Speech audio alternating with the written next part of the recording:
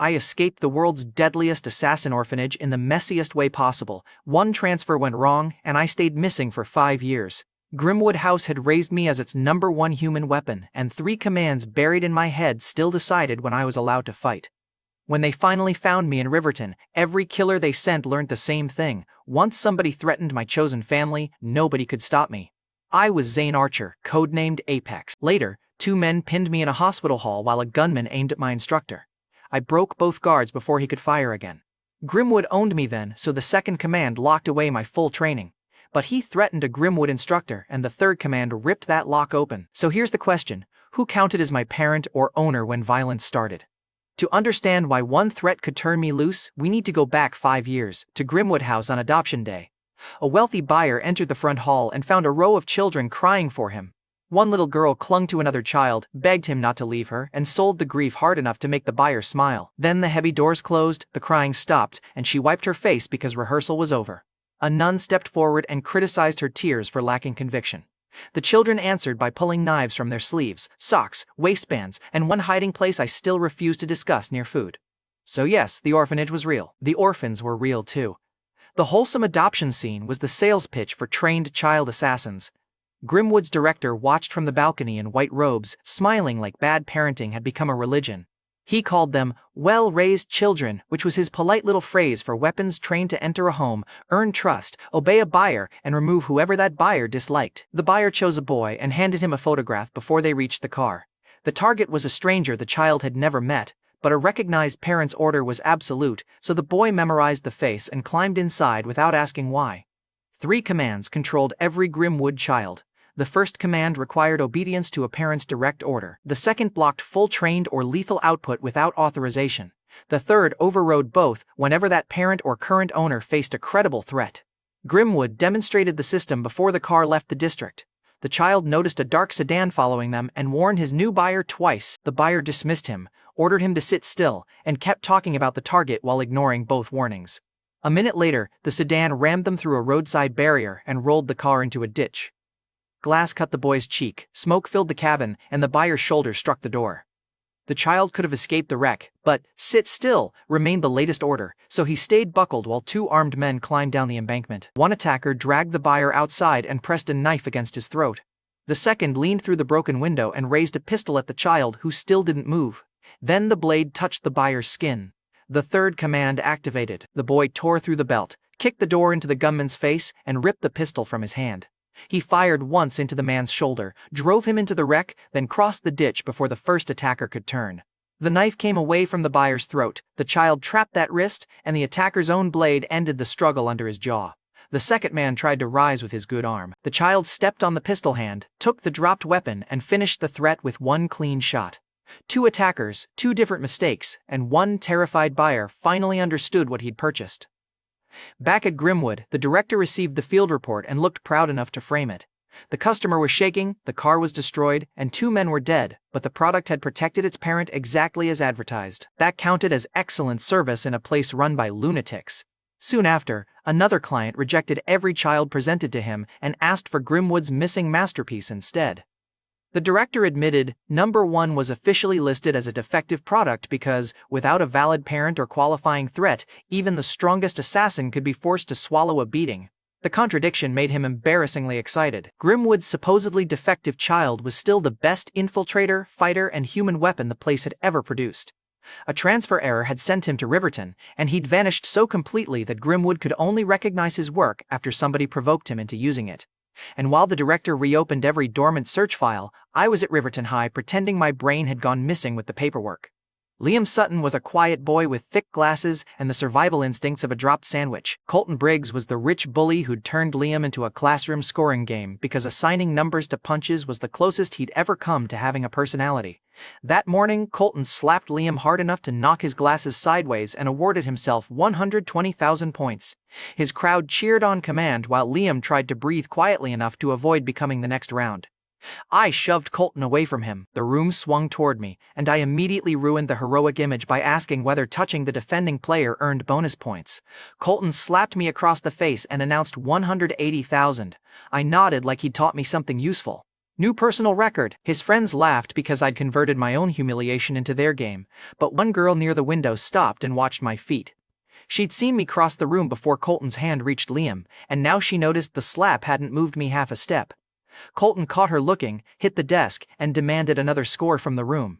His whole identity depended on everybody reacting when he asked, so I rubbed my cheek, wondered aloud whether repeat hits earned a combo bonus, and gave his crowd the excuse to laugh again. Colton relaxed, and Liam used those 2 seconds to recover his glasses. That was the entire cover. Make the bully feel in control, keep Liam moving, and never show enough skill for Grimwood to notice me.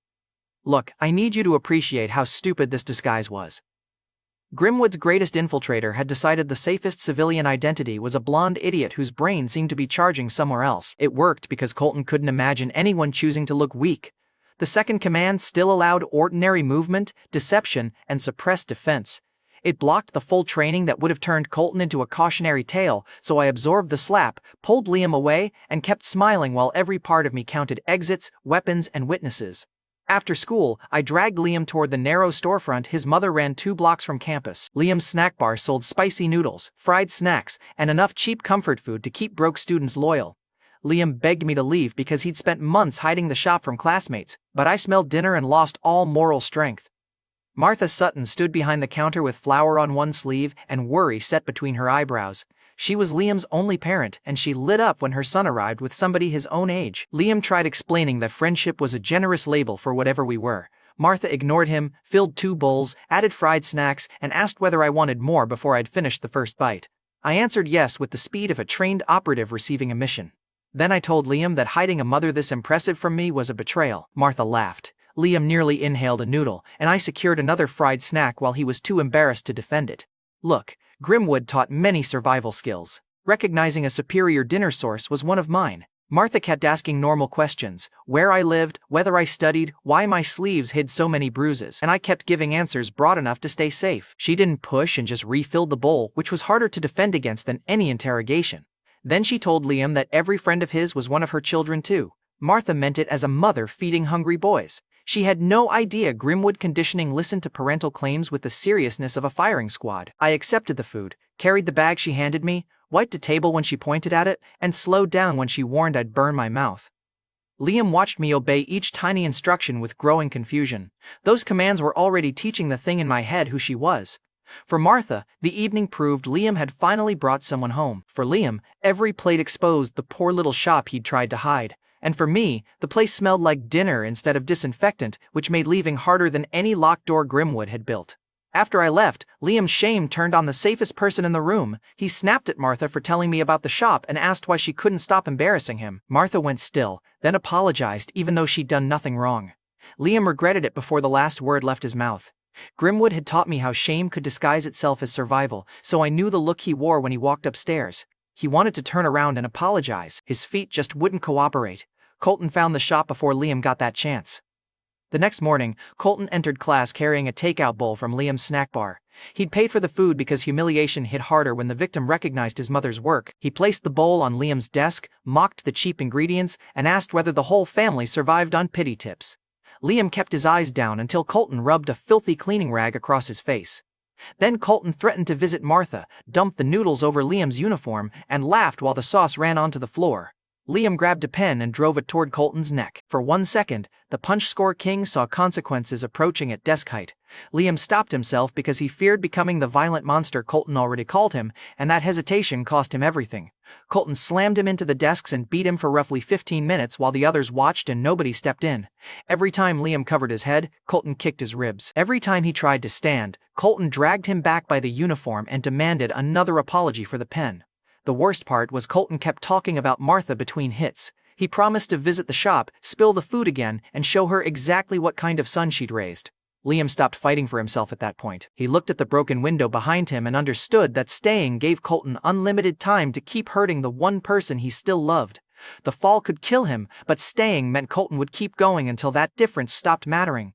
So Liam climbed backward onto the frame while Colton called him a coward, and then he let go. I reached the classroom moments later. Desks were overturned, blood marked the broken window, and Liam's glasses lay beneath a chair with one lens cracked clean through. Colton was already leaving, convinced money would turn attempted murder into a school misunderstanding. He had no idea I was holding Liam's glasses in one hand and listening to his friends discuss the next target. Colton's next move was to turn attempted murder into a group project. That same evening, he gathered several younger boys in an apartment and placed stacks of cash on the table. Each boy would receive $10,000 for claiming they had pushed Liam during a stupid fight. The discount tyrant had one more idea, and honestly, this was where his plan stopped being cowardly and became criminally stupid. Liam's father was gone, so Martha was the only adult who could pursue the case. Colton proposed killing her before she could file anything, then letting Richard Briggs's lawyers crush whatever remained. His friends hesitated because accepting money for a lie felt very different from murdering somebody's mother.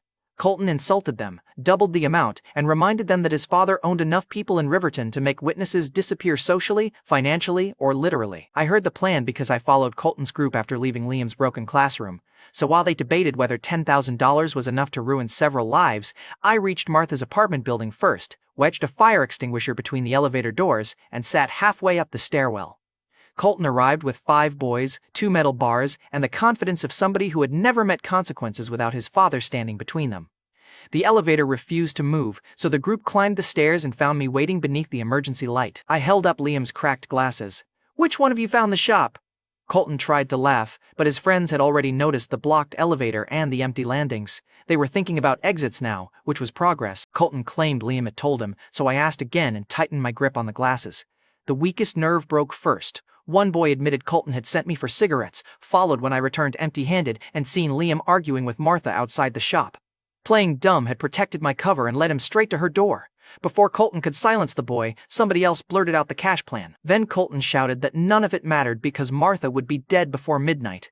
That was the threat I needed. Remember Martha's exact words at the snack bar? Every friend of Liam's was one of her children. Grimwood conditioning could recognize a caregiver as a parent when the child accepted that claim and then obeyed her commands. I had eaten her food, carried her bags, and slowed down when she told me to. So when Colton threatened her life, the third command didn't care that she had never signed a contract. I kicked the fire extinguisher free and blasted the stairwell white. The boys swung blindly while the powder filled their eyes and mouths. I stepped around the first metal bar, drove its owner into the railing, and took the weapon before the second boy finished coughing. Another tried to run downstairs, so I swept his legs and sent him into the 2 climbing behind him. One of the younger boys dropped to his knees and covered his head. He had accepted Colton's cash because the money looked like an escape from his own house, but murder had become real the moment the elevator stopped. I kicked the envelope away from him and told him to stay down. He obeyed, stopped blocking the stairs, and watched Colton keep escalating without another person willing to follow. The last 2 boys tried to coordinate. One rushed high with the bar while the other went low for my legs. I let the first strike scrape the wall, stepped onto the second boy's shoulder, and used him as the platform for a kick into his friend's jaw. The powder cleared just enough for them to see the movement, and fear finally replaced confusion. Colton shouted my name and charged through the crowd. I let him get close enough to believe courage had finally happened to him, then brought my heel down on his foot hard enough to break it. He screamed and collapsed against the wall, so I named the injury for him. The adult goons he'd hire later had terrible diagnostic standards, which made education my side quest before I kicked him down the next flight. His friends stopped fighting as the cash came out of pockets and apologies came out even faster. They'd watched me swallow school slaps for months, and now every one of them was asking the same thing. Why had I been pretending? Colton understood first, because through the extinguisher dust he finally saw that every time I'd bothered Liam, I put myself between Liam and somebody worse. The clown act had redirected attention, absorbed hits, and kept Liam alive without exposing me. I walked down the stairs and recited the 3 absolute commands. Obey the parent, do not use full trained ability without authorization, ignore both restrictions when the parent or current owner is threatened. Then I gave Colton the name Grimwood used for its missing masterpiece, Apex! The old stories his father had bought finally connected to the movement he'd just seen. Colton tried crawling, but his broken foot dragged behind him, so I caught his collar, lifted him against the wall, and explained that Martha's family claim had made his murder threat an attack on my parent. That was when Colton begged, promising money, blaming his friends and Liam, and still saving enough breath to call Martha a pathetic mother for raising a weak son. My guy had reached the bottom of the staircase and started digging through concrete.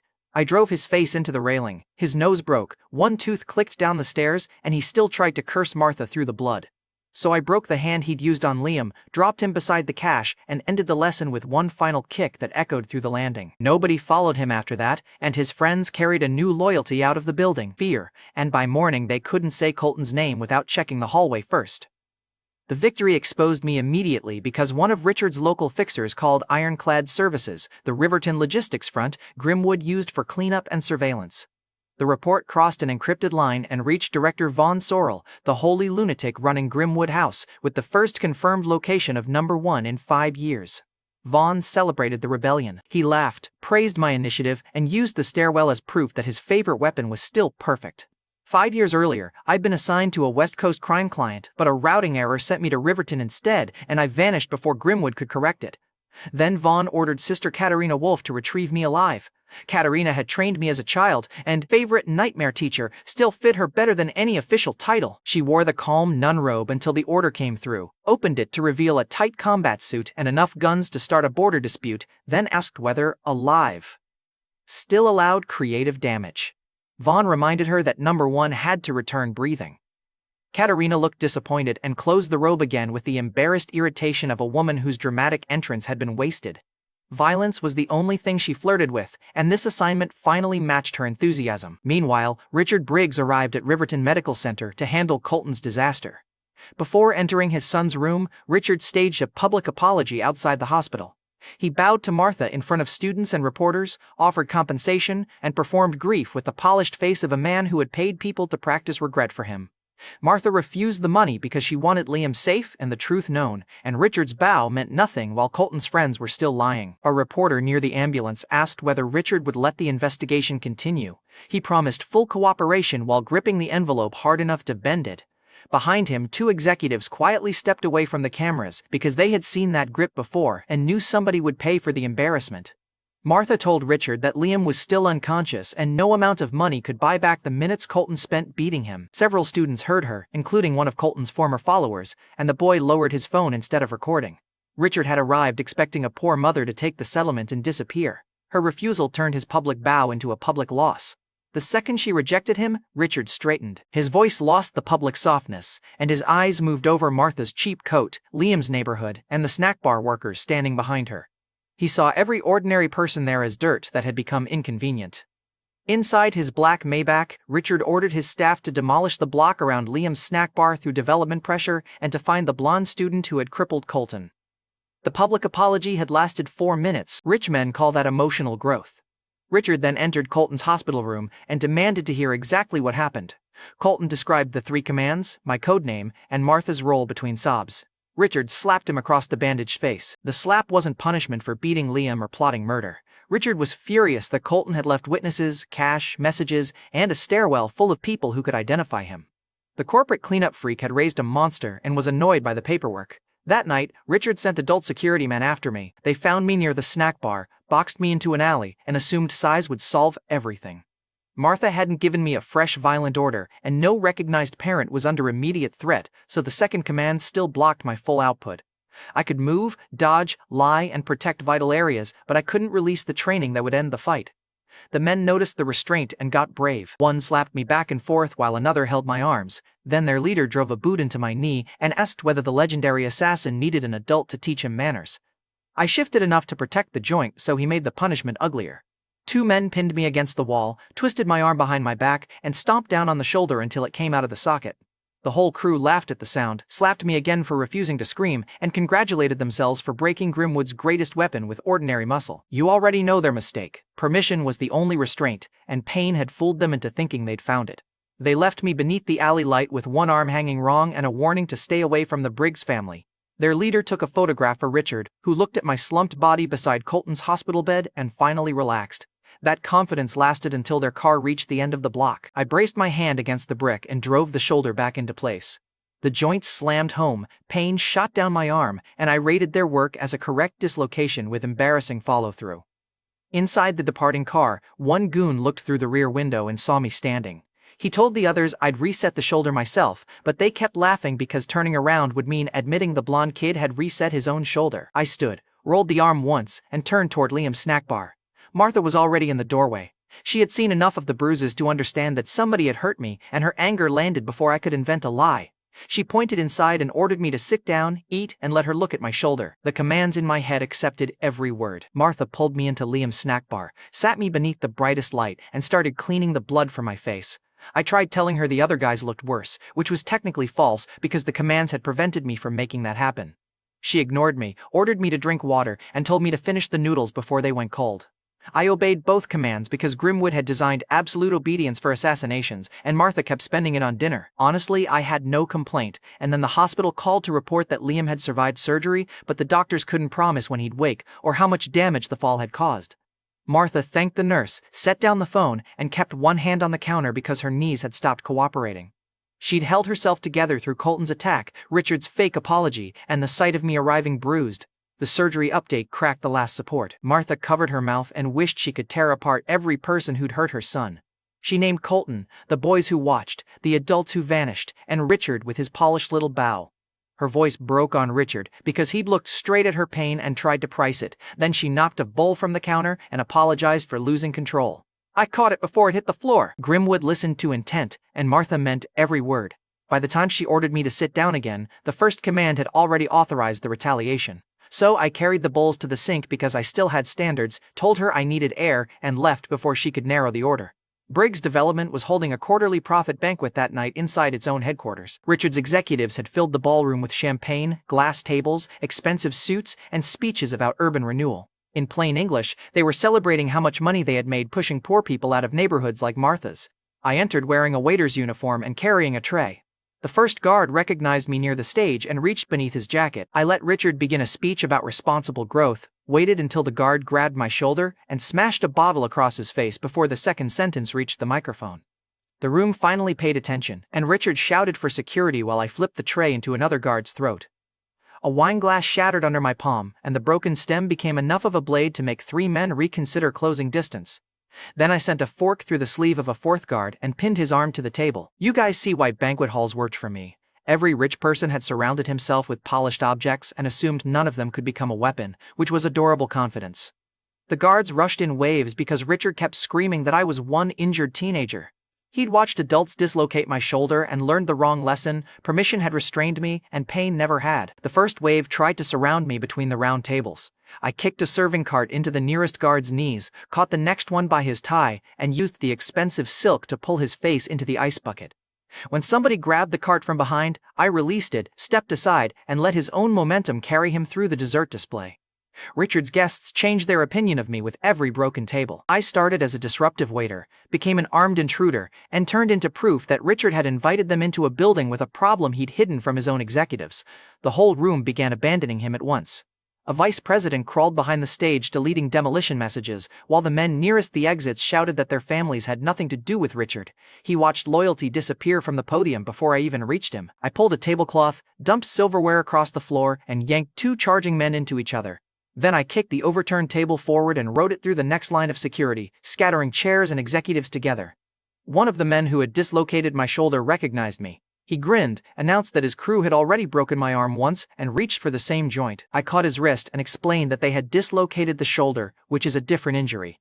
Then I demonstrated an actual arm break with enough precision that every guard behind him slowed down.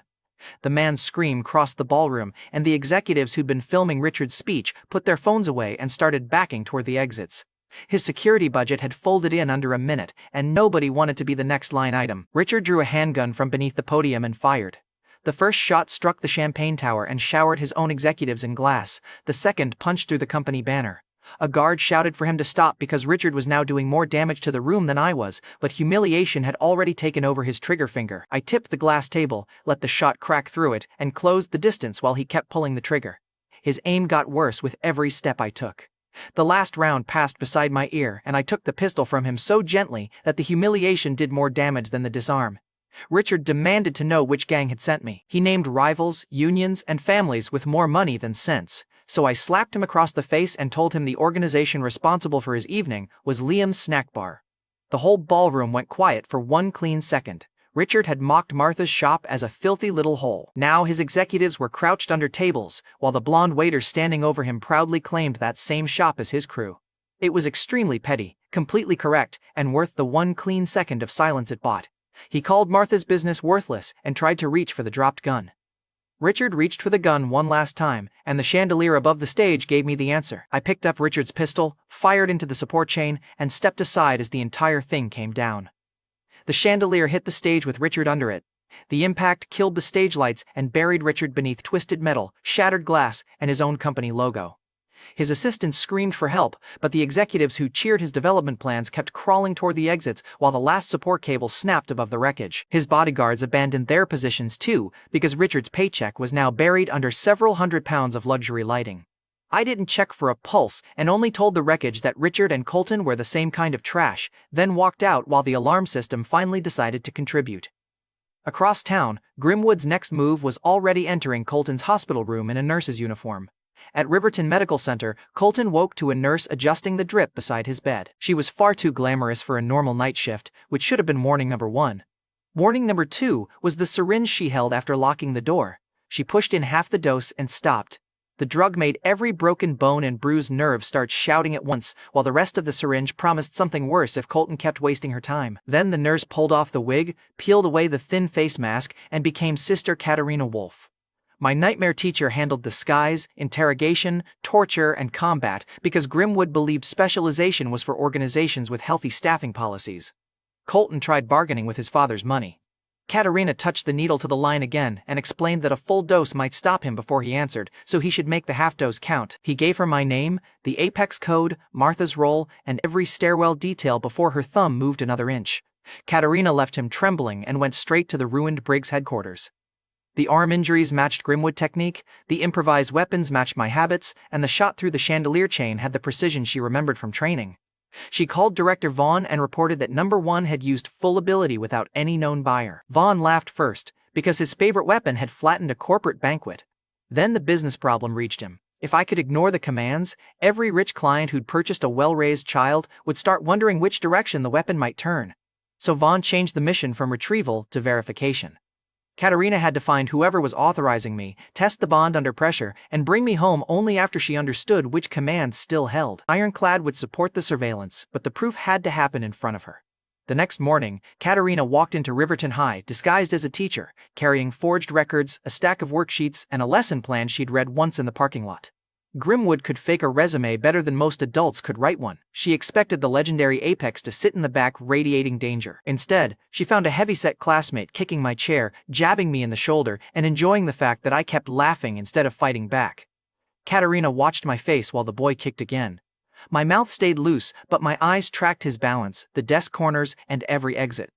That control looked like Apex, even if letting the hit land looked insane, and then she caught me drawing Colton falling down the stairwell with arrows, extinguisher clouds, and absolutely no respect for perspective. Katarina slammed a heavy textbook onto my head and demanded I pay attention. I complained that artistic trauma should count as class participation, and the woman who taught me 17 ways to remove a sentry nearly tore her forged badge in half.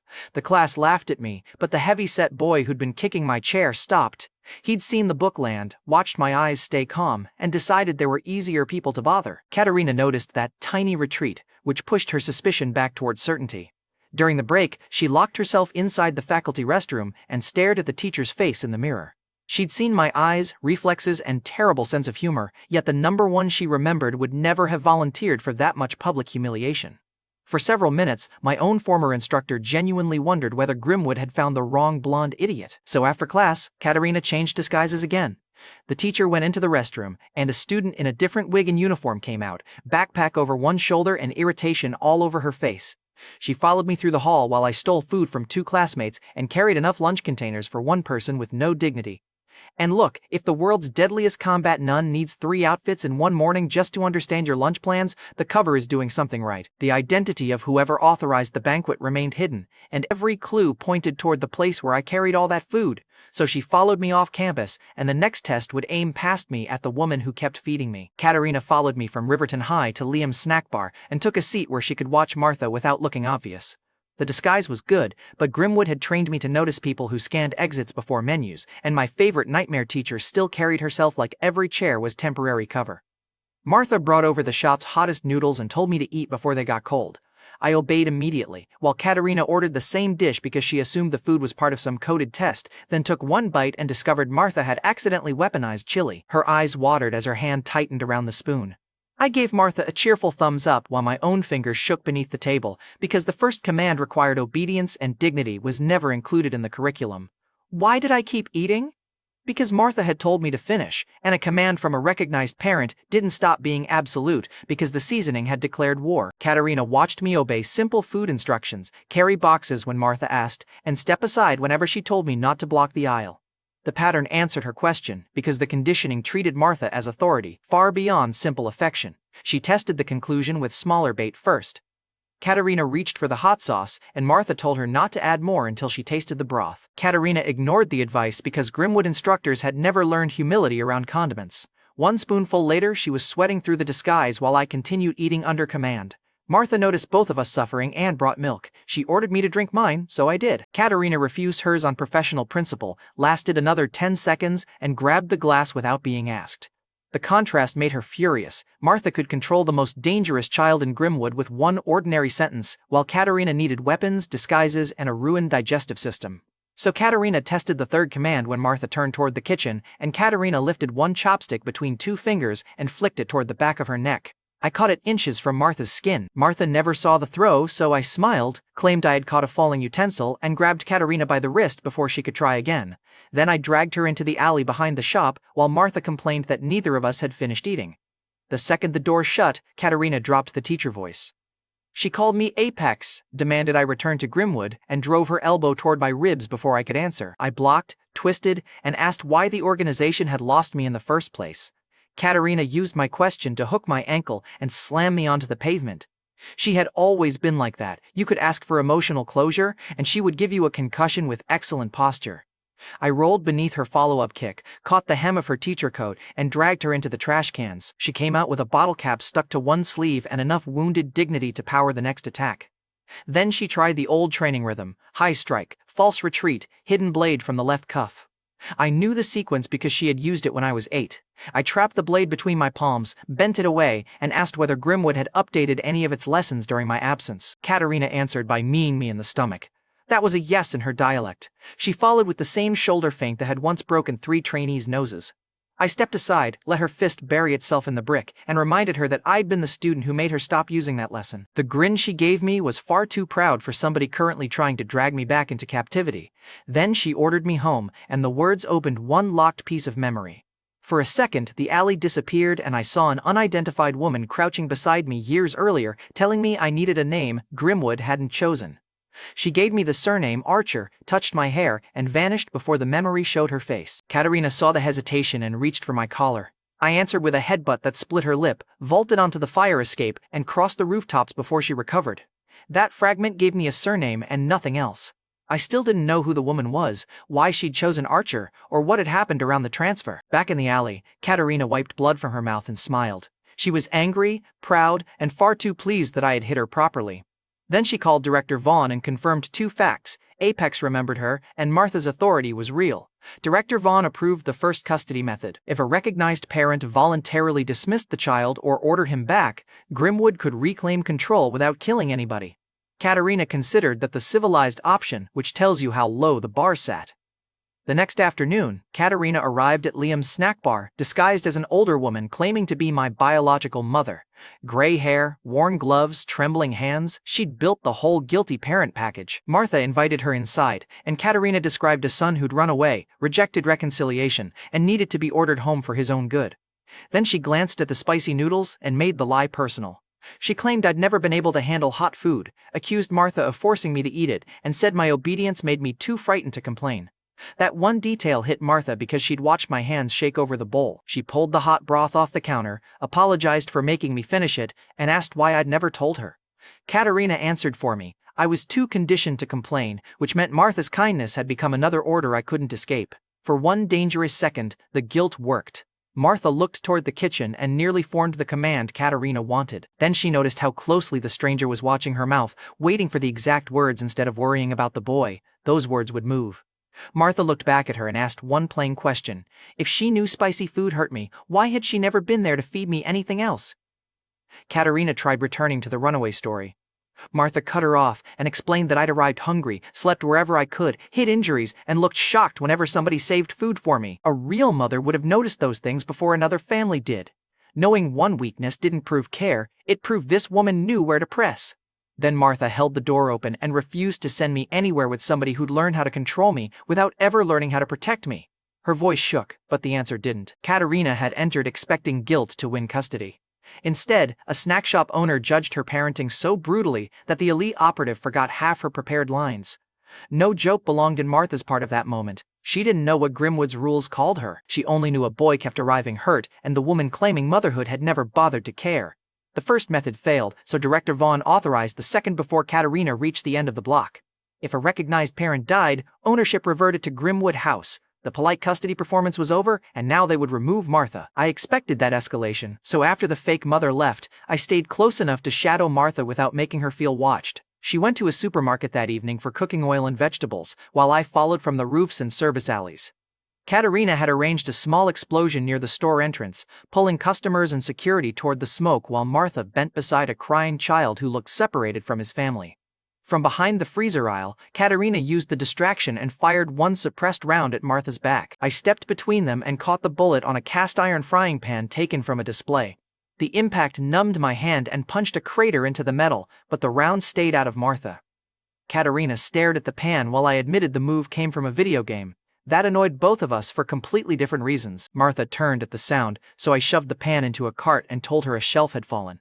She stared at the bullet crater, knew shelves didn't usually leave circles like that, and began asking the question I was trying to delay. Katerina used the distraction to rush me with a knife, and I dragged the fight through the next aisle before Martha saw the blade. Katerina slashed across my stomach. Red liquid spread over my shirt, and she smiled because she believed the cut had landed. Martha saw the color from the end of the aisle and started toward us, which meant I had seconds to keep the fight from becoming the truth she was never supposed to learn. Katerina pressed forward, expecting pain to slow me. I caught her wrist, let the bottle shift beneath my shirt, and made my knees buckle just enough to sell the wound. She leaned closer to whisper that Grimwood would care for me once Martha was gone. Then I squeezed the punctured bottle hidden beneath the fabric and ketchup sprayed across her glove. Her smile died as I threw flour into her face, caught the wrist holding the knife, and drove her into a stack of paper towels. Katerina kicked free, snatched kitchen scissors from a display, and came at me through the white cloud with enough speed to clip my cheek. A shopper crouched behind the cereal shelf and recorded 3 seconds before seeing the gun in Katerina's other hand. He lowered the phone, pulled his daughter behind him, and began crawling toward the exit. Across the aisle, the store clerk used the intercom to order evacuation, which moved Martha farther from the blade but closer to the crying child. The cut burned, so I answered by wrapping a reusable shopping bag around her weapon hand and slamming the cart into her knees. Customers were still moving around us, and the same clerk abandoned the intercom to drag Martha toward the exit. Meanwhile, the crying child near Martha stayed perfectly still. He was watching the fight with the concentration of somebody waiting for his own turn. Katerina ripped the bag loose and climbed onto the cart. I tilted it, hooked one wheel against a shelf, and sent her backward into the basket. She tried to use the momentum to flip over me, but the damaged wheel caught sideways and spun the cart into a tower of canned beans. The impact buried her lower half under enough groceries to feed Martha's shop for a week. Then I folded the child seat over her arms, jammed the frame beneath the display, and trapped Grimwood's elite retriever inside a grocery cart. A security guard reached the aisle, recognized Katerina's gun, and started moving toward the cart until she warned him that I was Apex. He changed direction without asking what the name meant and kept the civilians back instead. She kicked hard enough to roll the whole thing sideways. I leaned on the handle and reminded her that she had once failed me for getting caught in a net during training. Katerina promised to grade me again after she escaped. Her pride had gone from wounded to murderous, but she was contained. Martha was moving towards safety and the bullet had failed. That should have ended the assassination attempt. But the crying child had never been lost. Katerina called him Rory, and the name was the only warning I got. Behind Martha, the little boy stopped sobbing, slipped a narrow dagger from his sleeve, and raised it toward her back. Rory moved before Martha heard his name. The little boy stepped through the confusion with the dagger hidden beside his forearm, using his small size and the crying crowd as cover. Martha turned toward him because she still believed he needed help. He aimed under her ribs. I crossed the aisle, caught his wrist, and turned the blade away before the point touched her coat. Rory tried to switch hands, so I trapped both arms against his chest and gave him one controlled slap. He went unconscious instantly, and Martha gasped at me, which was fair. From her angle, I had just struck a terrified child in the middle of an emergency. I caught Rory before he hit the floor and told her he had fainted. Meanwhile, Katerina was still kicking inside the cart and calling him by name, so the lie had roughly 3 seconds of shelf life. I opened Rory's sleeve and let the dagger fall where Martha could see it. Her face changed as she stopped moving toward him, looked at Katerina, then looked back at the child in my arms. The store clerk who had been pulling Martha away now released her and stepped behind a freezer door. He had seen a gun, scissors, and a child assassin within one shopping trip, and his employee handbook had officially run out of pages. I searched Rory while he was unconscious. Grimwood children hid weapons everywhere, so I removed the backup blade in his shoe, a wire loop inside his collar, a compact pistol under his shirt, and the magazine he had wrapped against his waist. I kept the ammunition separate because Rory was still a trained assassin, and dinner hadn't changed that. Then I called Director Vaughn from Katarina's phone. The director answered expecting a report from his combat nun.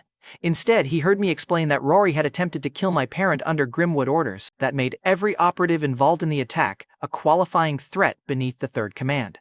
I told him sending more people would change only the number of people I had to put down. Director Vaughn asked whether Martha had ordered me to oppose Grimwood directly. I told him she didn't need to. Every operative involved in trying to kill her had already placed himself inside the third command's threat category. I was no longer waiting for one attacker at a time because Grimwood itself had become the active danger around my parent.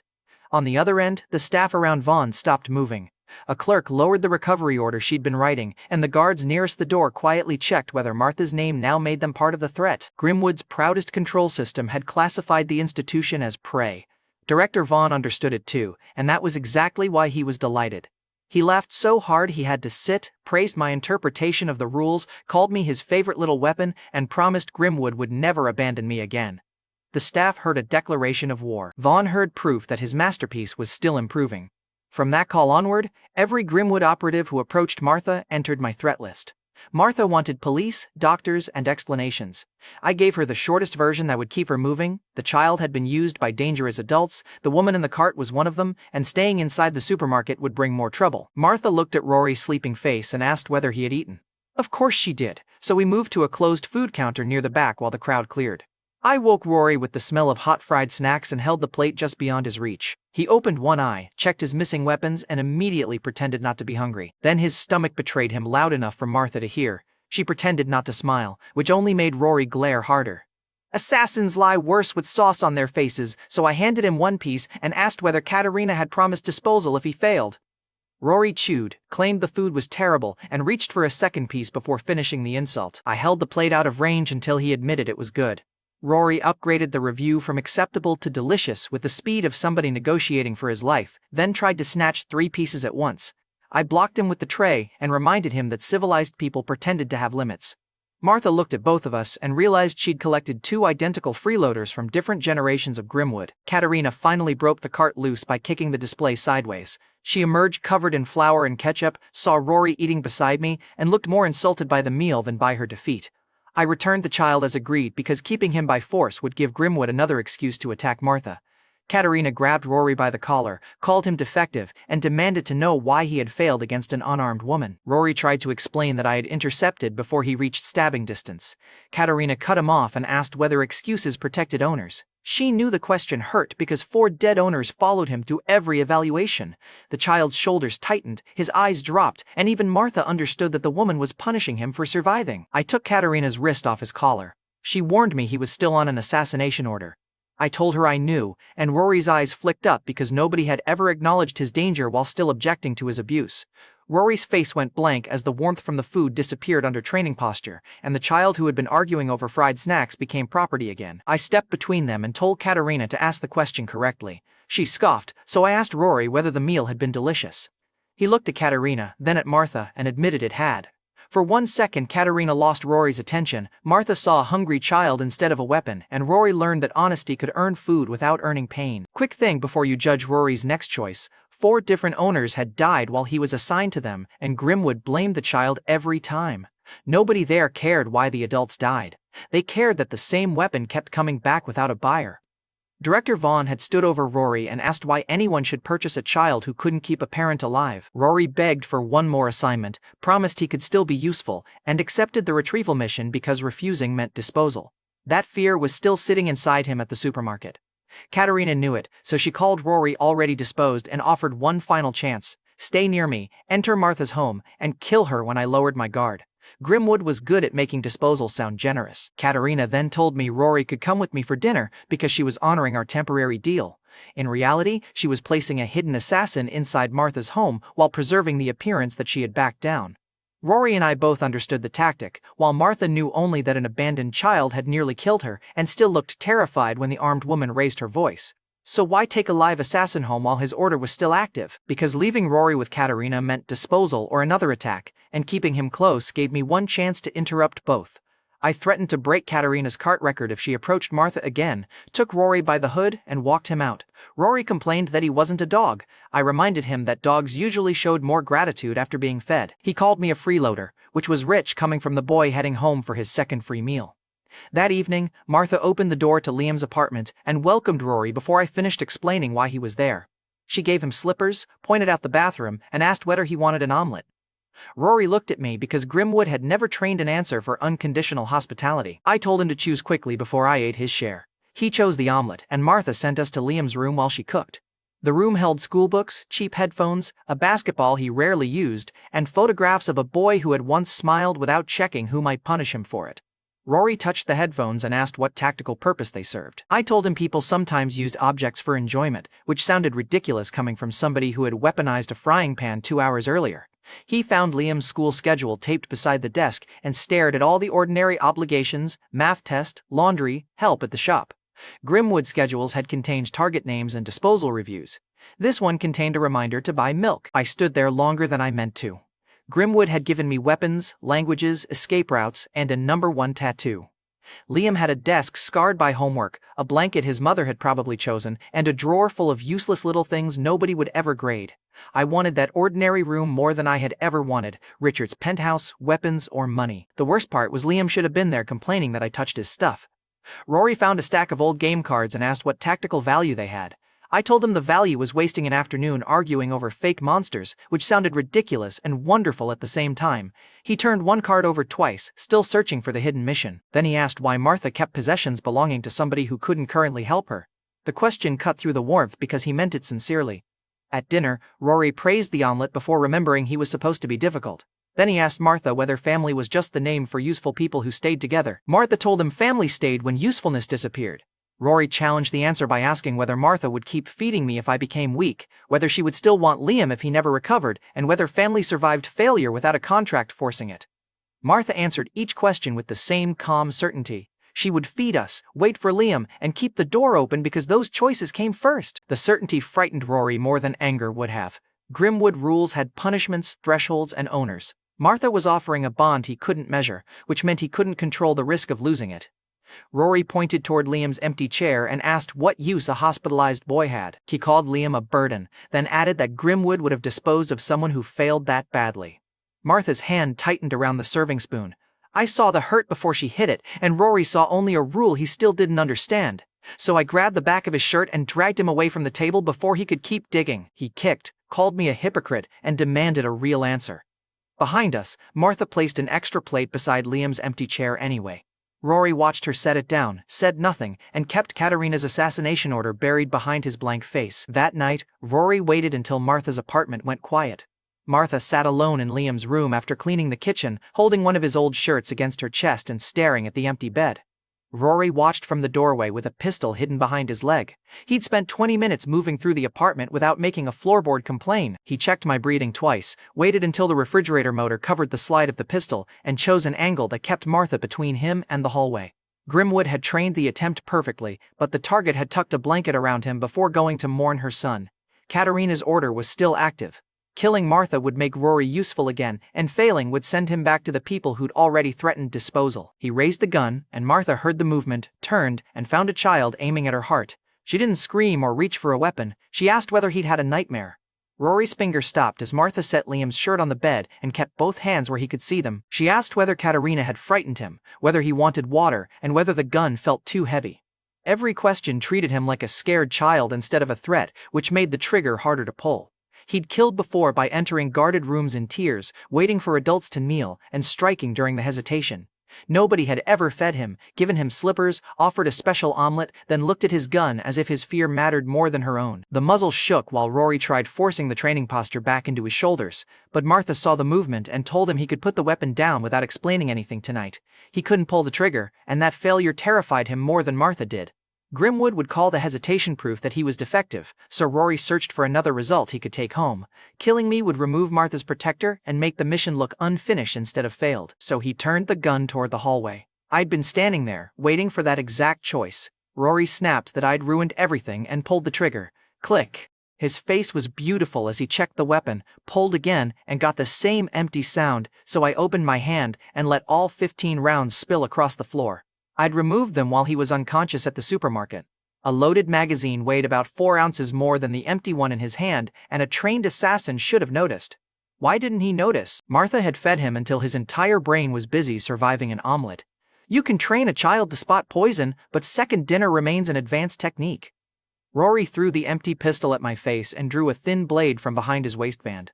I'd missed one weapon, which he celebrated for half a second before I blocked his wrist with Liam's textbook. He cut through the cover, so I closed the book around the blade and twisted until his wrist followed. Rory released it, grabbed a pencil and aimed for my eye. I caught the pencil between 2 fingers and set it down because Liam already had enough school supplies to replace. Rory used that moment to climb my back, loop an arm around my throat, and choke me without making the bed frame creak. I stepped backward into the mattress, rolled over him, and trapped his legs beneath the blanket. He slipped out of the pajama bottoms and kept fighting in an oversized shirt, which destroyed whatever dignity the assassination had left. The whole fight stayed nearly silent because Martha was 5 steps away.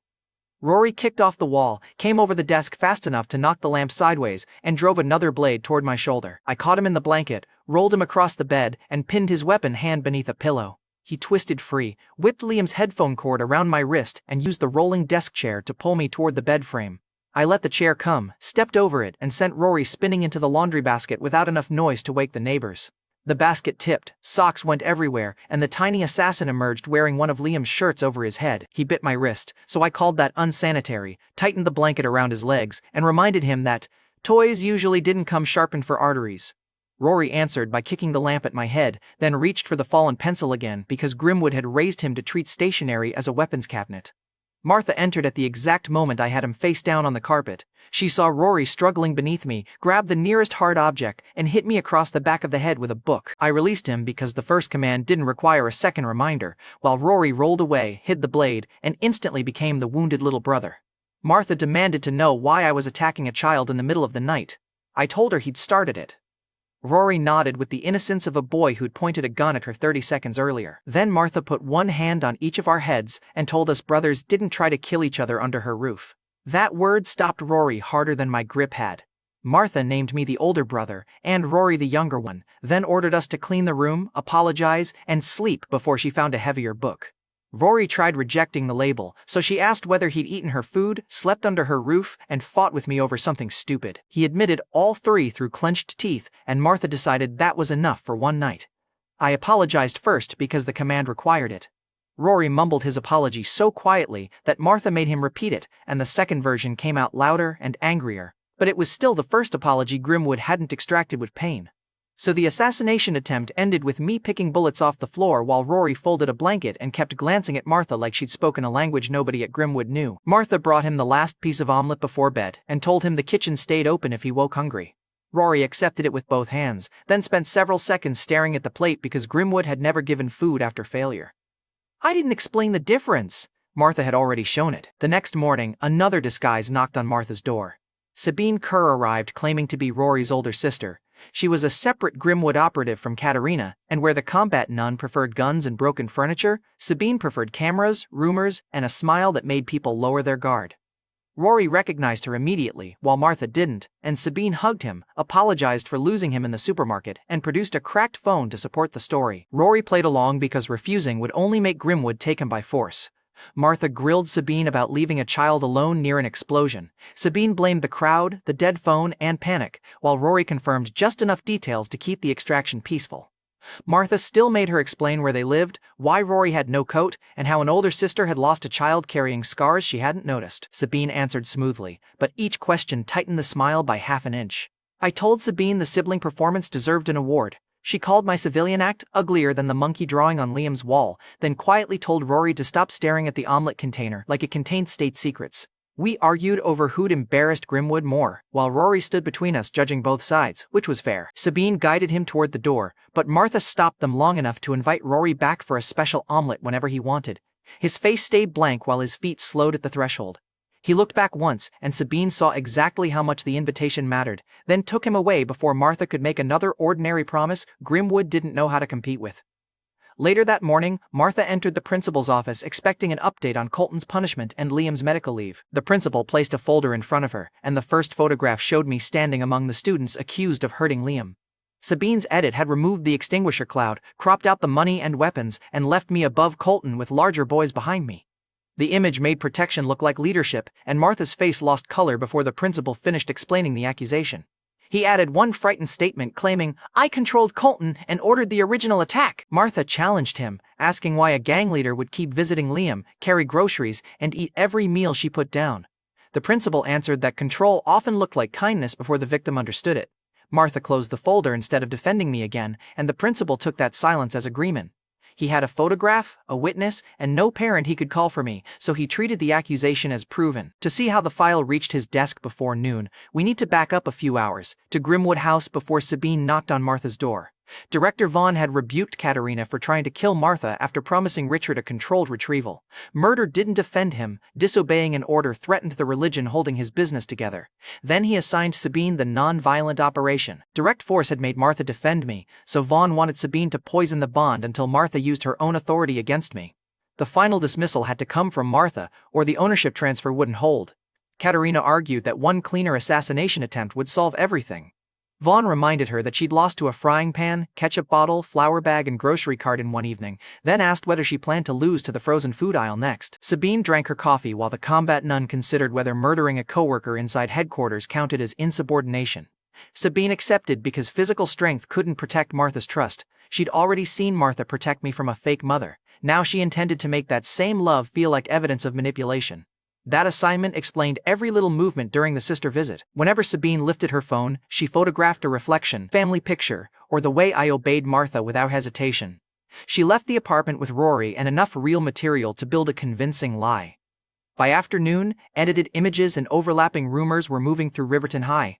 Some posts made me Colton's gang leader, while others claimed I'd staged Liam's rescue so he couldn't expose me. Sabine didn't need one perfect lie. She needed enough versions that challenging any single one still left the room feeling dirty. The effect reached school before I did. Students who'd laughed at my clown act moved away when I entered the hall, phones vanished into pockets, and a classmate I'd once helped with homework dragged her chair aside without meeting my eyes. A teacher stopped me from collecting Liam's books and said the school would handle his property from now on. Losing access to Liam's books hurt more than the whispers, because Sabine's lie had taken away one of the ordinary things I still did for him. Across the street, Sabine watched the reactions spread from a cafe window. She'd turned every stupid thing I'd done to look harmless into proof that I'd been hiding something dangerous. The lie was easy to repeat. Zane Archer had bullied Liam, controlled Colton, and staged the rescue to hide his role. And Sabine only needed one person to believe it. The woman whose voice I couldn't disobey. Sabine's smear changed the hallway before I understood its full shape. Students watched me like I had brought a weapon to class, and teachers stopped leaving me alone with Liam's belongings. You can see the problem. Every stupid thing I had done to maintain my cover suddenly looked like evidence. The strangest consequence came from the biggest boys at Riverton High. They believed the rumors that I controlled Colton, so 3 of them approached after class carrying tribute snacks, a locker combination for confiscated phones, and enough flexing to qualify as a weather event. I refused the phones, took the snacks because principals have limits, and told them the only useful thing they could do was stop harassing weaker students.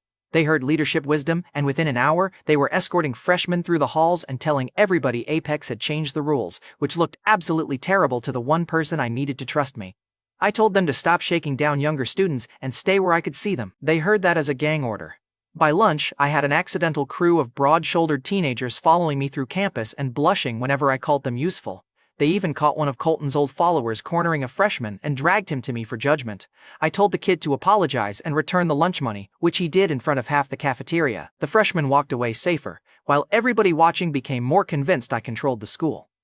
Please appreciate the achievement here. The world's worst undercover genius had tried to contain a rumor and accidentally confirmed it in high definition. The boys did help me stop fights and trace where the false images were spreading. By lunch, they'd collected the group chat screenshots and identified the first account pushing Sabine's edited hallway image. Their help gave me a trail and made the public picture look even worse. When Martha arrived at school for another meeting, she saw me in the courtyard surrounded by students twice as wide as Liam, all waiting for instructions. The moment one of them called me boss, somebody else handed over the tribute snacks right in front of Martha. I watched Martha's face close. She had come hoping the principal's evidence would fall apart. Instead, my own attempt to contain the damage gave her a live demonstration of Sabine's lie. Her doubt hardened as she entered the principal's office. The file had grown to include edited photos, statements from frightened classmates, and a timeline that made my protection look like control. The principal reminded Martha that nobody could reach my parents and that Richard Briggs's son had named me during questioning. Martha challenged him to explain why Colton was injured if I controlled him. The principal pointed to Sabine's version, "Leaders punish followers who fail." She asked why I kept visiting Liam's hospital. He showed her an anonymous message claiming I wanted to monitor whether Liam could talk. Then Martha brought up the nights I'd carried groceries, the meals I'd eaten, and the way I obeyed every ordinary request she made. The principal answered that manipulation often started with obedience because it made the victim feel in control. Sabine had prepared that answer too. Every loving act had been assigned an uglier motive before Martha entered the room. The principal's confidence grew because the file gave him something official to hold, while hers weakened each time Sabine supplied an ugly explanation for a memory she trusted. He believed he was protecting the school. Martha believed she was protecting Liam. Meanwhile, Sabine had given both of them a reason to fear me, and they were now repeating her lie for her. I traced the operation through a detail most people would miss. One edited photograph had been taken inside Liam's apartment, and the paper carried the faint smell of dark coffee. Sabine had worn that scent when she collected Rory, so I followed it into the alley behind Riverton High. Sabine stood beside the dumpster with a school bag over one shoulder, looking like a student who'd stepped outside for privacy. She smiled when I approached because she'd expected me to identify her eventually. By then, the school already believed her, so she only needed one ugly confrontation before Martha left the principal's office. She'd already sent Martha a message claiming another student was being attacked behind the school. The route from the office passed the alley, so Sabine only had to keep me there and make the scene look terrible. I held up the edited photograph and graded her work in one word: trash.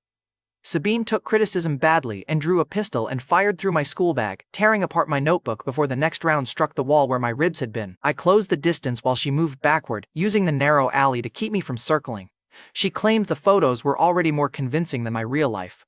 I told her the coffee scent ruined the whole job. Sabine promised to switch brands after I was dead, then pulled a blade from her sleeve and aimed for my throat. I trapped her wrist, drove the gun arm into the wall, and stripped the magazine before she could fire again. Sabine kicked my knee, twisted free, and used the hanging bag strap to drag me off balance.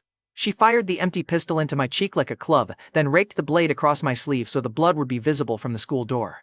Sabine was physically weaker than Katerina, but every move pushed us toward the open end of the alley where Martha would see the worst angle. She didn't need to beat me. She needed me angry, bleeding, and standing over her when the door opened. Sabine fired once toward the school door so the sound would pull Martha faster. I knocked the pistol away, took a cut across the forearm, and slammed Sabine onto the pavement before she could reach the weapon again. I pinned both wrists above her head and demanded she tell Martha the truth. Sabine answered by crying, and the tears were perfect because she'd spent her life studying which picture ordinary people believed first, the wounded girl on the ground or the bloody boy holding her down.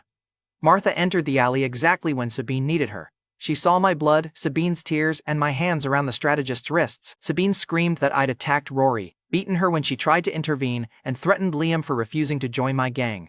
Martha ordered me to stay where I was. The command froze every movement that could have followed Sabine or reached the discarded gun. I released her wrists and stayed kneeling while she crawled behind Martha, crying hard enough to bury every warning I tried to give. I told Martha that Sabine came from Grimwood and had fabricated the evidence. But those words arrived after the principal's file, the frightened students, the huge boys calling me boss, and the exact picture in front of her. Sabine showed the bruises from our fight and claimed I'd caused Rory's injuries too. She used Martha's love for abandoned children as the final weight, because that was the one part of her nobody needed to fake. Martha slapped me, and there was no clever response. Her hands shook after the impact, and she looked more frightened than angry. She believed the boy she had fed had used her kindness to get close to Liam. Then Martha said my full name and ordered me never to return to her home or Liam's snack bar. The command took my next step before I could make it. My hand dropped away from the gun, my shoulders turned from the shop's direction, and every instinct aimed at following her stopped beneath the rule. A recognized parent's permanent dismissal counted as relinquishment. The moment her order landed, the conditioning stopped treating Martha as my active authority and restored Grimwood House as the default owner. I had beaten every weapon Sabine brought and lost to Martha's voice.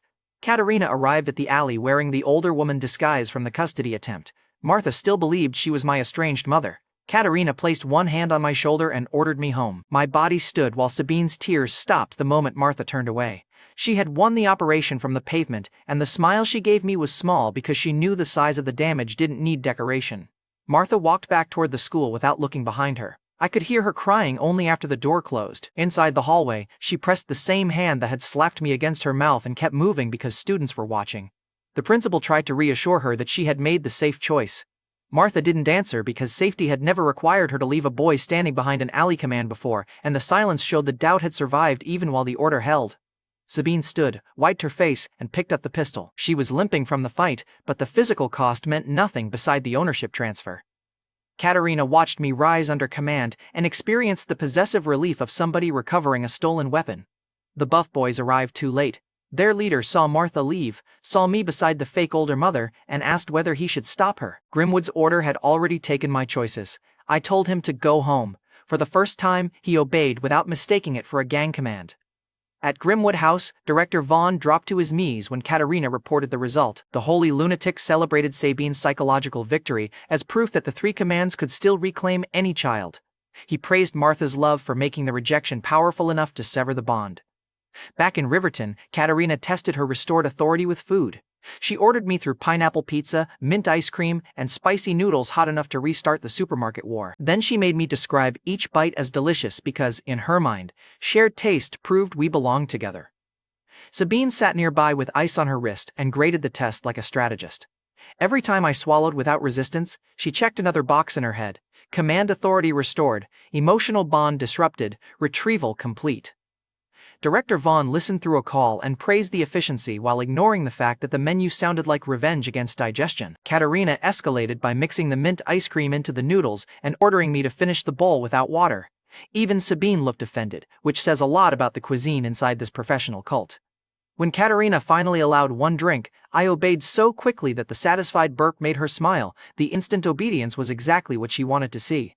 This was worse than some interrogations, and I say that as somebody who had been trained by the woman holding the spoon. I obeyed every bite because Grimwood now owned me. Katerina watched for hesitation and found none, which made her increasingly cheerful. Food had once been Martha's way of caring for me. Katerina was using it to prove that care no longer mattered. The penthouse door opened behind us.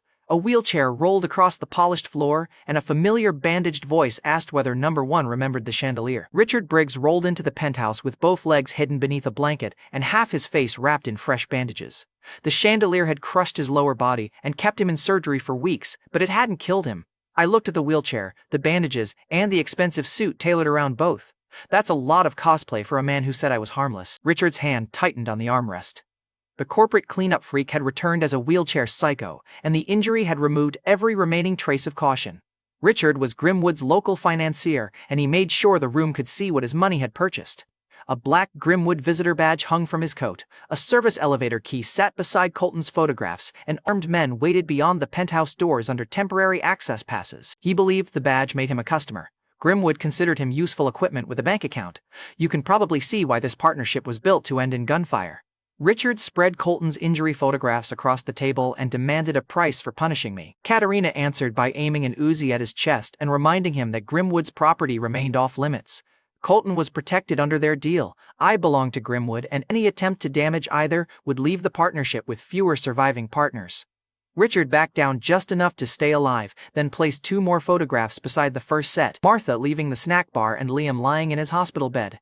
Nobody had promised to protect them. I pushed against the chair before he finished the sentence. Katerina's hand stayed on the Uzi while her voice stopped me cold. "Stay seated!"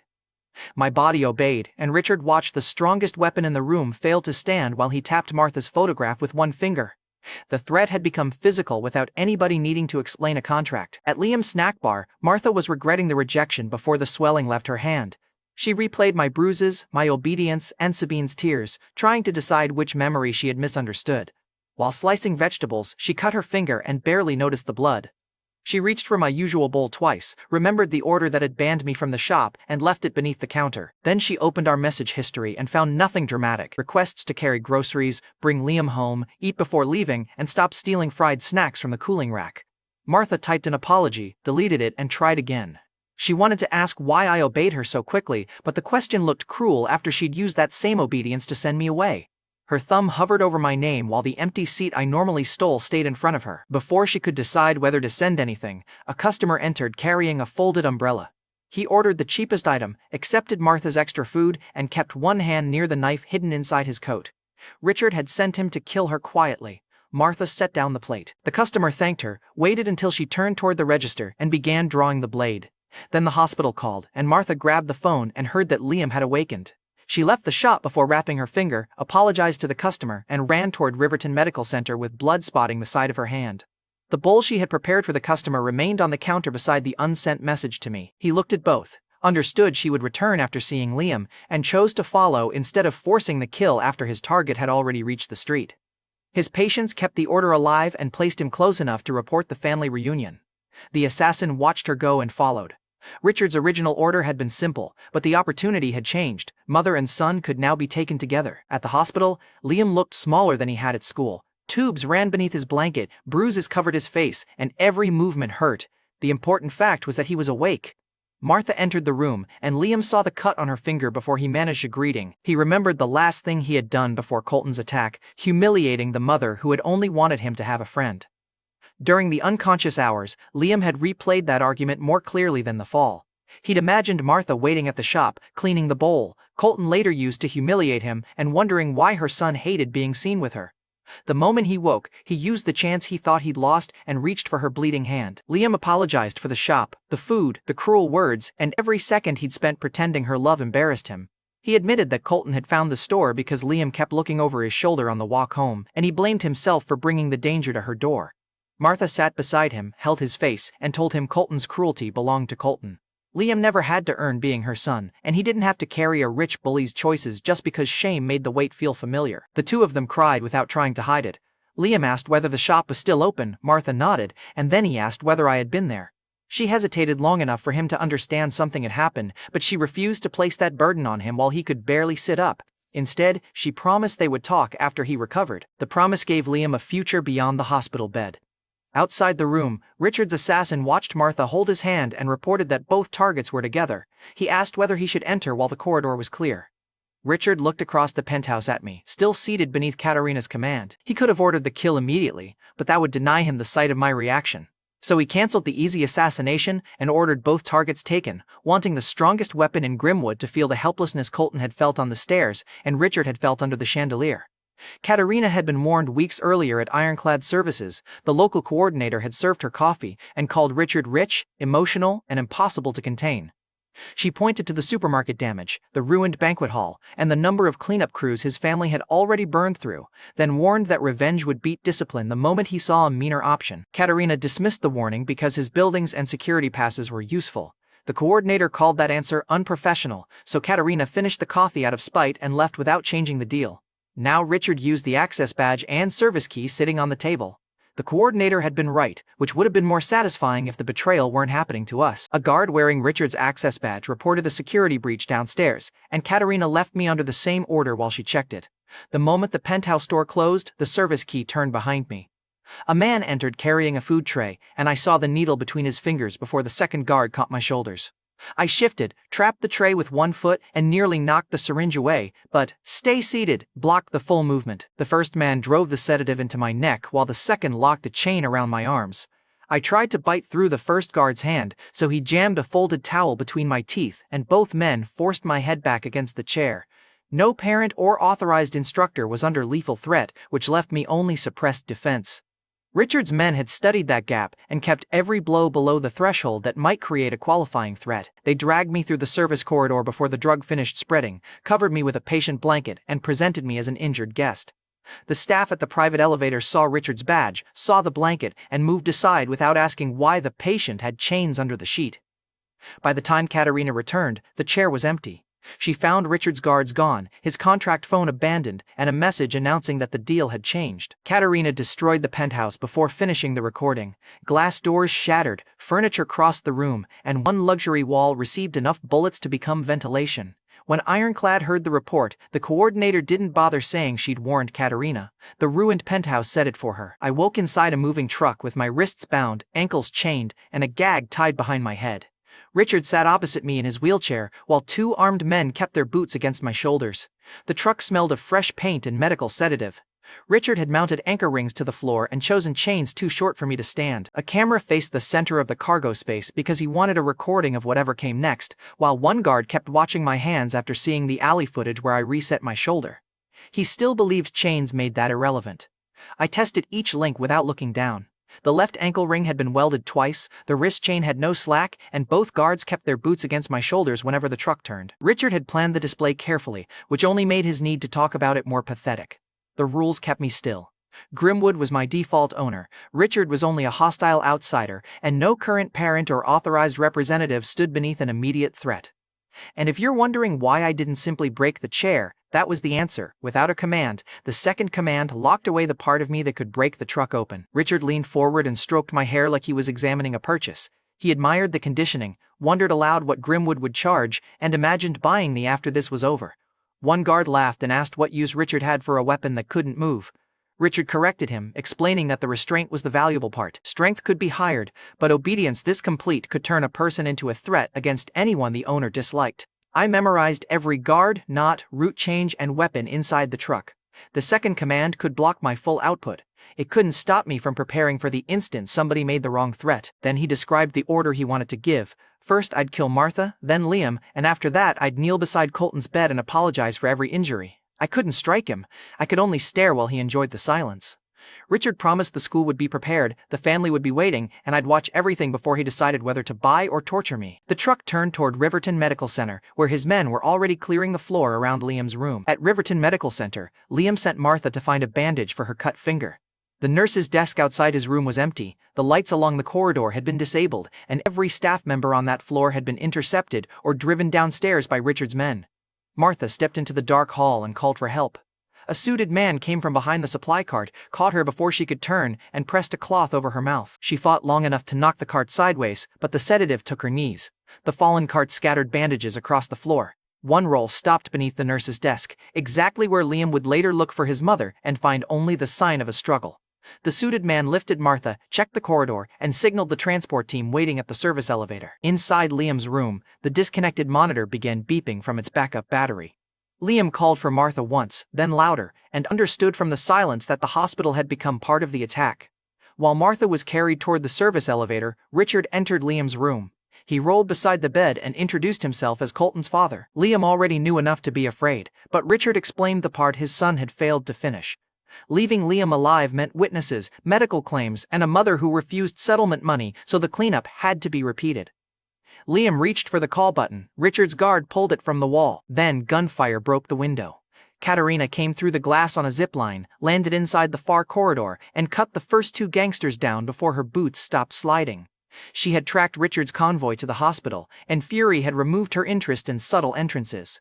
The first man raised a shotgun. Katerina cut the sling, kicked the weapon into the second man's chest, and used the swinging stock to knock a third attacker through the waiting room chairs. A receptionist hiding beneath the desk saw the nun outfit, the gunfire, and the zipline, then decided questions could wait until she reached another floor. The combat nun shouted my name, demanded the return of Grimwood property, and advanced through men armed with knives, pipes, and one chainsaw, somebody had clearly bought for emotional support. Richard ordered Liam moved to a second location and sent Martha ahead with another team. His guards transferred Liam onto a mobile bed, covered his face with an oxygen mask, and wheeled him toward a different stairwell so anyone watching would mistake the abduction for emergency treatment. Liam tried to pull the mask away and ask where Martha was. A guard pressed his injured shoulder into the mattress and told him cooperation would keep her alive. The boy stopped struggling because Richard had learned the same ugly rule Grimwood used: family made the strongest restraint. The hostages began leaving while the rescue fight was still starting, which was the real trap. Katerina could destroy everybody on the floor and still arrive too late. A right-hand gunman with one arm inside a medical cast waited behind the next doorway. He had studied Katerina's habits and filled the hall with men carrying close-range weapons, expecting numbers to bury her before she reached him. Katerina opened her coat to reveal 2 compact submachine guns, spare magazines, blades, and enough ammunition to explain why the zipline had complained. The hallway confidence died immediately. Men who had been rushing forward began trying to reverse direction, and the chainsaw operator discovered that intimidation loses value when the target owns more bullets than patience.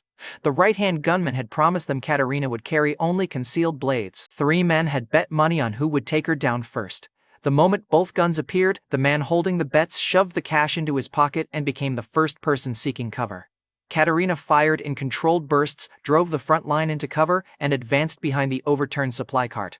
A large grappler caught her from behind and bragged that she couldn't shoot through him without hitting herself. Katerina asked whether he enjoyed hugging women who carried knives, then drove the back of her skull into his nose and cut herself free.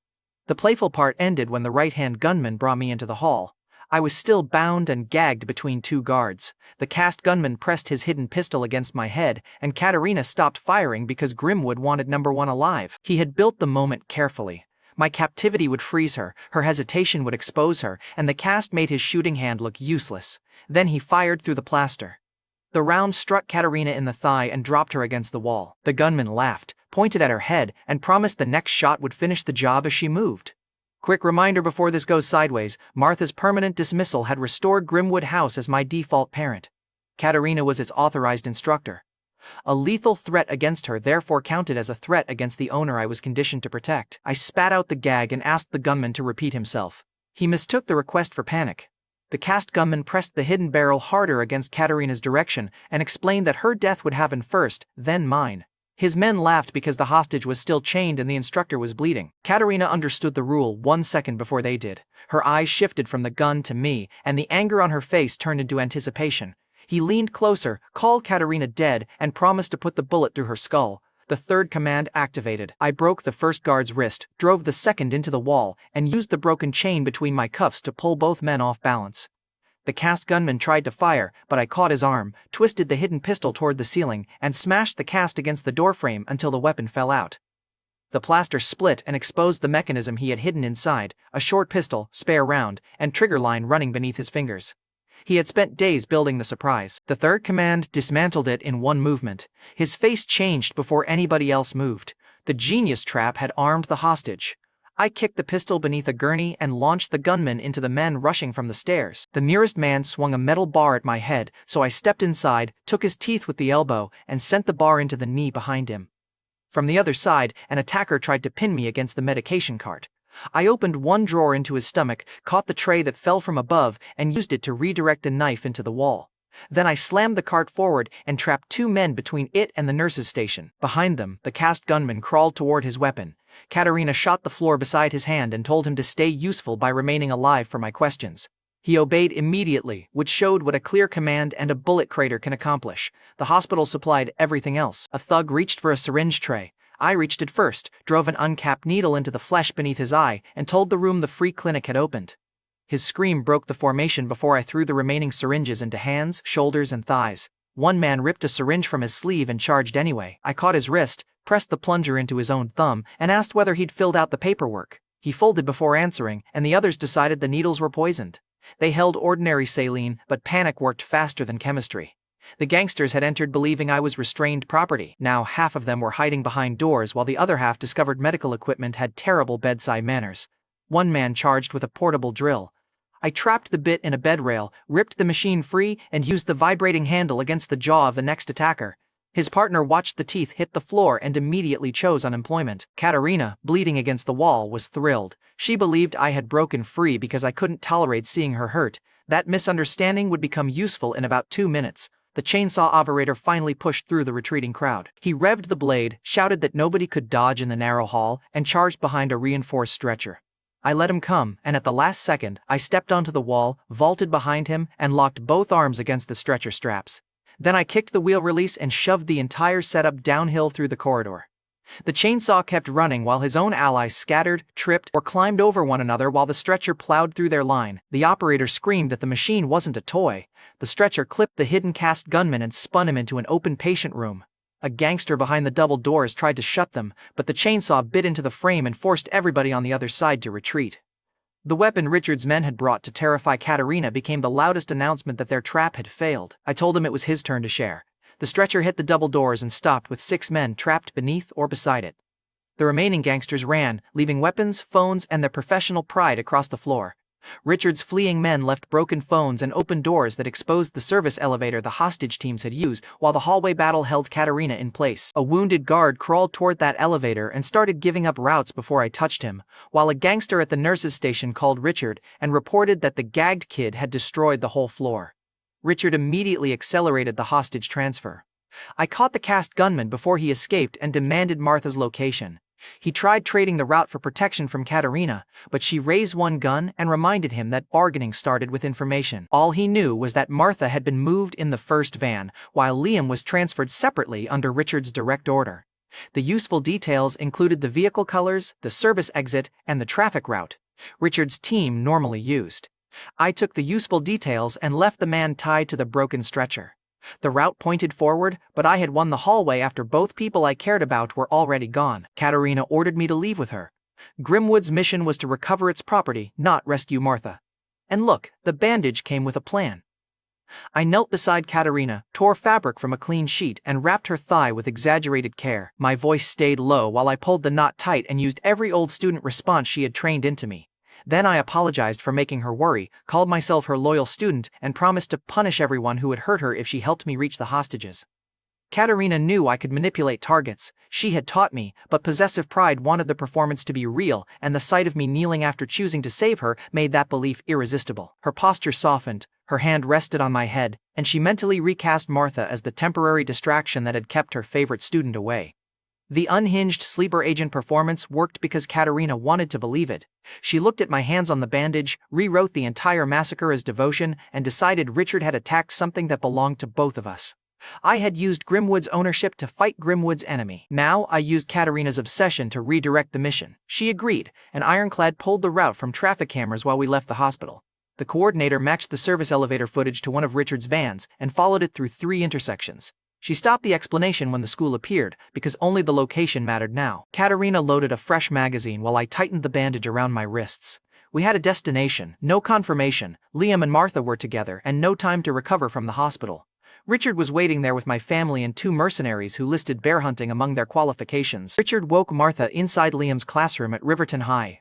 The desks had been vandalized, hateful words covered the board, and photographs from Sabine's smear were arranged across the teacher's table like evidence. Martha's hands were tied to the chair, and Richard positioned his wheelchair where the overhead light caught every scar the chandelier had left. He told her, I had destroyed his company, crippled him, controlled Colton, and used Liam as cover for a gang war. He rolled her past Liam's old desk and pointed to the scratches Colton's friends had carved into it after the smear spread. Richard claimed I had ordered the vandalism to punish Liam for surviving. Then he showed her a photograph of the banquet, cropped, so my declaration about Liam's snack bar looked like a gang confession instead of a defense of her shop. Every lie used a real object. That gave Richard his advantage. Martha could reject his voice and still recognize the desk, the photograph, and the injuries. He performed grief beautifully, using fake tears to carry the real hatred underneath. Martha wanted to reject the story, yet Sabine had already filled every empty space with something believable. Richard placed a knife in her hand after cutting the restraints and told her that I'd come for her next. Then he asked whether a mother should protect her real son from the monster pretending to be family. Martha held the knife because fear had exhausted her certainty. She didn't agree to use it, she also didn't drop it. Richard turned away before she answered because the unresolved choice was more useful than a forced yes. He wanted me to enter the room, see the weapon in her hand, and believe her rejection had become hatred. Martha sat alone under the classroom light, listening to his wheelchair leave and trying to remember the boy who obeyed when she told him to eat. Across Riverton, Director Vaughn ordered Katerina, Sabine, Rory, and me to punish Briggs Development for violating Grimwood's deal. The official mission was retaliation. My actual goal was getting Martha and Liam out alive. The team gathered in a vehicle while Ironclad confirmed the school. Sabine carried a pistol despite the wrist I had injured. Rory checked his knives twice, and Katerina kept one hand near the bandage on her thigh while pretending the hospital shot had been a minor inconvenience. Director Vaughn gave one command over the speaker: punish the party that violated Grimwood's ownership. Martha and Liam remained outside his stated priority. I repeated the school location, made sure Rory knew the family was the real priority, and then reached for my earpiece. I found an empty pocket. Rory stared at me while Sabine, still bruised from our alley fight, asked whether the legendary number 1 had forgotten basic equipment. Katerina looked personally betrayed by my lack of professionalism. You have permission to judge me. Grimwood had taught me 12 languages, poison resistance, and advanced infiltration, but pockets were the final boss. Without an earpiece, I had to remain close to Katerina for updates, so the mistake decided how the team split inside the school. Meanwhile, Richard hired 2 killers from Barefoot, the mercenary group that tested recruits by abandoning them in the Alaskan wilderness. Their delayed leader, Bare Knuckle, was still on the way, so Richard offered unlimited money if the first 2 erased Grimwood before he arrived. One killer was a giant with an old interest in Katerina. The other carried a custom metal bat, a signal jammer, and the kind of smile that improved whenever somebody looked trapped. Richard's men showed them the school feeds and warned that Grimwood used children. The giant looked interested, while the bat carrier asked whether the children cried and chose the swimming pool. So yes, even the lunatics had professional standards, and we were already on round 4. We entered Riverton High after midnight. The building was dark, the security cameras had been redirected into a control room, and Richard's men watched every corridor through the feeds. The first camera moved to follow us before anyone crossed its sensor, which told me a live operator had already marked our entry. I pointed it out, and Sabine shot the lens, but the red indicator on the next camera turned toward her immediately. Richard had overlapping views, so destroying one camera only confirmed which route we chose. Katerina ordered the team to split so we could cover the school faster. Sabine went toward the administrative wing. Rory took the lower level. I stayed with Katerina because the world's greatest weapon had forgotten his earpiece. The separation happened under Richard's cameras. His operators marked our routes and steered each hired killer toward an isolated target. The bat carrier waited until Rory crossed into the pool wing before activating the jammer, while the giant intercepted Sabine in the administrative corridor before Katerina could hear the fight. As we crossed the second floor, Katerina attacked the wound Sabine had opened. She told me that Martha and Liam had suffered because I refused to return to Grimwood. Every enemy, every kidnapping, every broken room had followed the secret I kept protecting. Katerina knew guilt could restrain me where force failed. She wanted me to believe disappearing from Martha's life was the same as saving her. She listed each consequence while we moved: Liam's fall, Martha's kidnapping, Rory's injuries waiting somewhere below. The list blamed me for choices Richard and Grimwood had made, yet it worked because I had stayed near Martha after knowing the pursuit would continue. Katerina wanted surrender because if I accepted that love created danger, Grimwood became the only place where my existence made sense. I stayed silent because some of it was true, and pretending otherwise would have made me slower. A reflection flashed in the trophy case glass.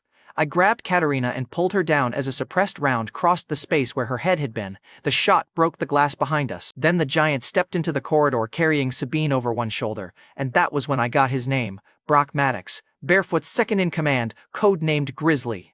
His entrance answered the sniper question and opened 3 worse ones. Brock had crossed Sabine's route without raising an alarm, beaten a Grimwood strategist badly enough to carry her, and still lived relaxed with the rifle resting against one arm. He dropped her at Katerina's feet. Sabine was alive but badly beaten, and she warned that another mercenary had found Rory near the pool before Payne stole the rest of her sentence. Brock barely looked at me. His attention stayed on Katerina, the woman he had admired since an old Grimwood operation years earlier. He offered to abandon Richard's contract if she agreed to date him. Katerina answered by firing, and Brock moved before the muzzle flash, rolled behind the doorway, and returned one shot that cut the strap on Katerina's shoulder holster. He called that foreplay, while Katerina called him a disease and emptied the rest of the magazine through the wall he had chosen. And what kind of date plan starts with a hostage and a sniper rifle? Brock apparently considered that perfect. The bear wrestler dodged the first burst, used a classroom door as cover, and kept flirting while bullets carved through the frame. He called Katerina beautiful when angry. She promised to put the next round through his mouth, which was whatever violent flirtation these two called history. I moved behind Brock while he focused on her. He heard my step, turned the rifle toward me, and fired. I caught the barrel, redirected 2 shots into the ceiling, and drove my fist into his ribs with full force. The redirected rounds shattered a light and hit the sprinkler pipe. Water began raining through the corridor, turning the floor slick and making every camera view worse. Richard's control room operators cursed because the fight had just contaminated their clean angles. Brock moved half a step, and that was the first real warning. I had hit men hard enough to fold them around furniture, and this giant absorbed the punch like I had interrupted a conversation. He grinned because the blow confirmed I was worth fighting. Then his counterpunch hit my chest and sent me through the classroom doorway. The desks broke my landing. A camera operator watching from the control room raised both hands because he believed Brock had ended the fight with one punch. Richard kept watching because he had seen me stand after adult goons dislocated my shoulder, so he ordered Brock to keep pressure on me until I stopped moving. I had used the impact to reach the rifle. While flying backward, I stripped the magazine, pulled the bolt assembly, and tore the weapon apart before landing across 2 desks. Brock stared at the pieces in my hands. Katerina stopped firing long enough to smile, and Richard's control room went quiet because the supposed child hostage had dismantled a professional rifle while flying through a doorway. Brock picked up the empty magazine, checked the torn mechanism, and laughed. Losing the gun only convinced him that the #1 stories had understated me, and suddenly the fight mattered more than Richard's money. The problem was simple: Brock didn't need the gun. Barefoot's Alaskan test explained his durability. Recruits were abandoned in frozen wilderness and expected to return alive. Brock had killed a grizzly bear during his trial, earned the call sign, and built his entire fighting style around taking damage until the other person ran out of answers. Katerina fired again to keep him from finishing me, but Richard's gangsters opened from the stairwell and forced her behind cover. Sabine dragged herself against the wall and repeated the urgent part. The bat carrier had Rory at the swimming pool, and a jammer had cut the child off from support. While Brock rolled his shoulders upstairs, the second fight locked into place below us. At the pool, Rory finally met the bat carrier, Blaze Crowder, Barefoot's newest killer, code-named Gutter. The signal jammer was active, the custom bat rested across one shoulder, and Blaze had chosen the arena because a child with short reach and no communications looked like easy entertainment. Rory checked the exit, saw the chain around the door handles, and recognized the jammer light near Blaze's bag. He still had routes through the locker rooms, but reaching them meant crossing the bat's range. Blaze knew that and stood between the child and every dry escape. Back upstairs, Brock rolled his shoulders and stepped toward me. Katerina tried to order me to retreat with her, but I told her to take Sabine and reach Rory. She refused at first, so I reminded her that Grimwood had ordered all 4 operatives recovered and that Rory was still its property. Then I promised Brock would keep his attention on me because insulting his chances with Katerina had already moved into his head rent-free. Brock laughed and confirmed it. Katerina lifted Sabine, fired down the stairwell, and moved toward the pool while I blocked the corridor behind them. Sabine protested that she could walk. Katerina ignored her and used the injured strategist as partial cover while crossing the open landing, which offended Sabine more than the broken ribs. Their argument continued down the stairs under gunfire and gave me the last confirmation that both were still moving. Brock asked whether I seriously planned to fight him alone. I told him Katerina would never date a man who lost to her former student.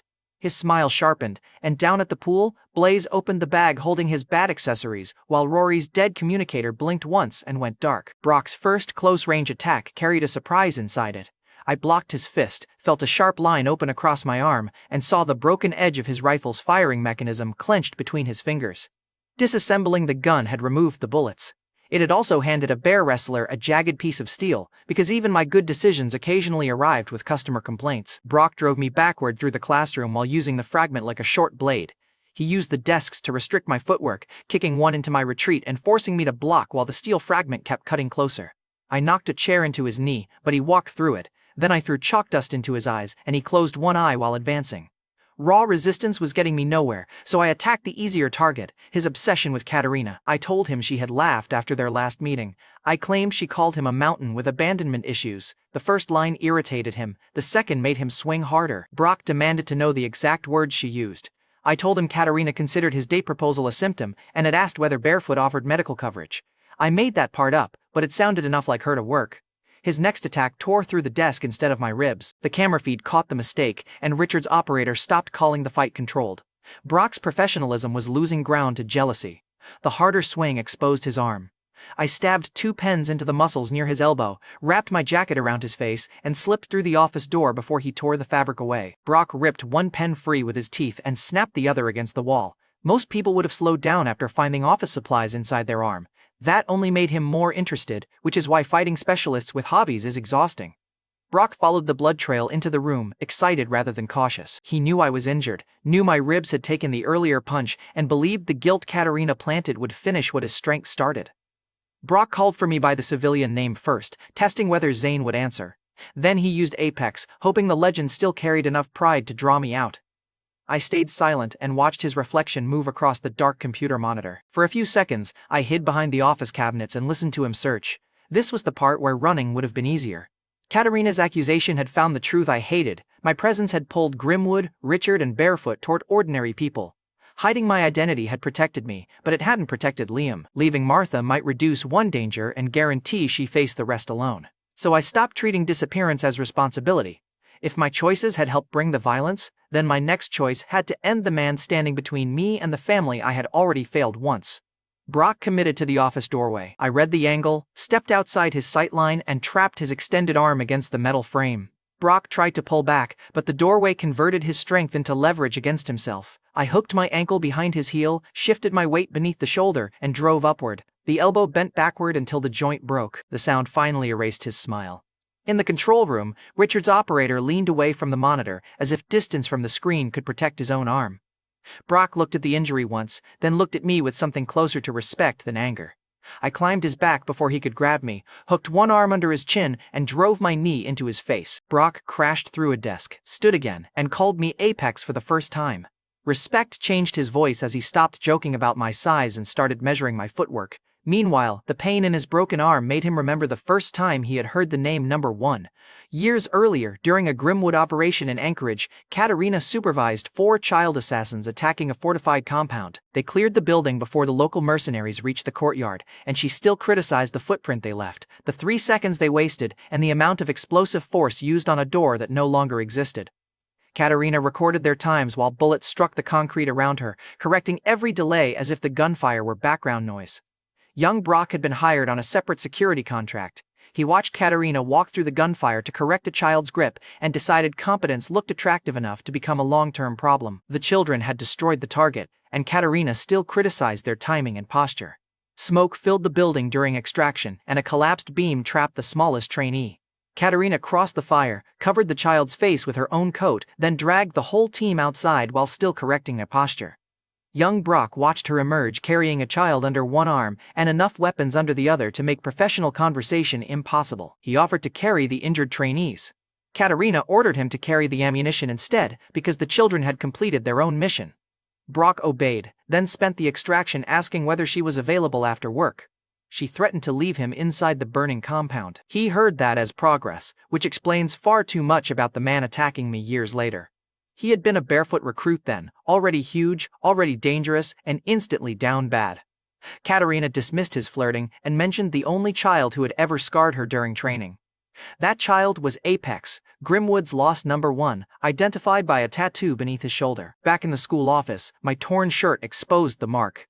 Brock recognized it because the number 1 tattoo matched Katerina's old description, including the scar crossing one edge from the training session where I had injured her.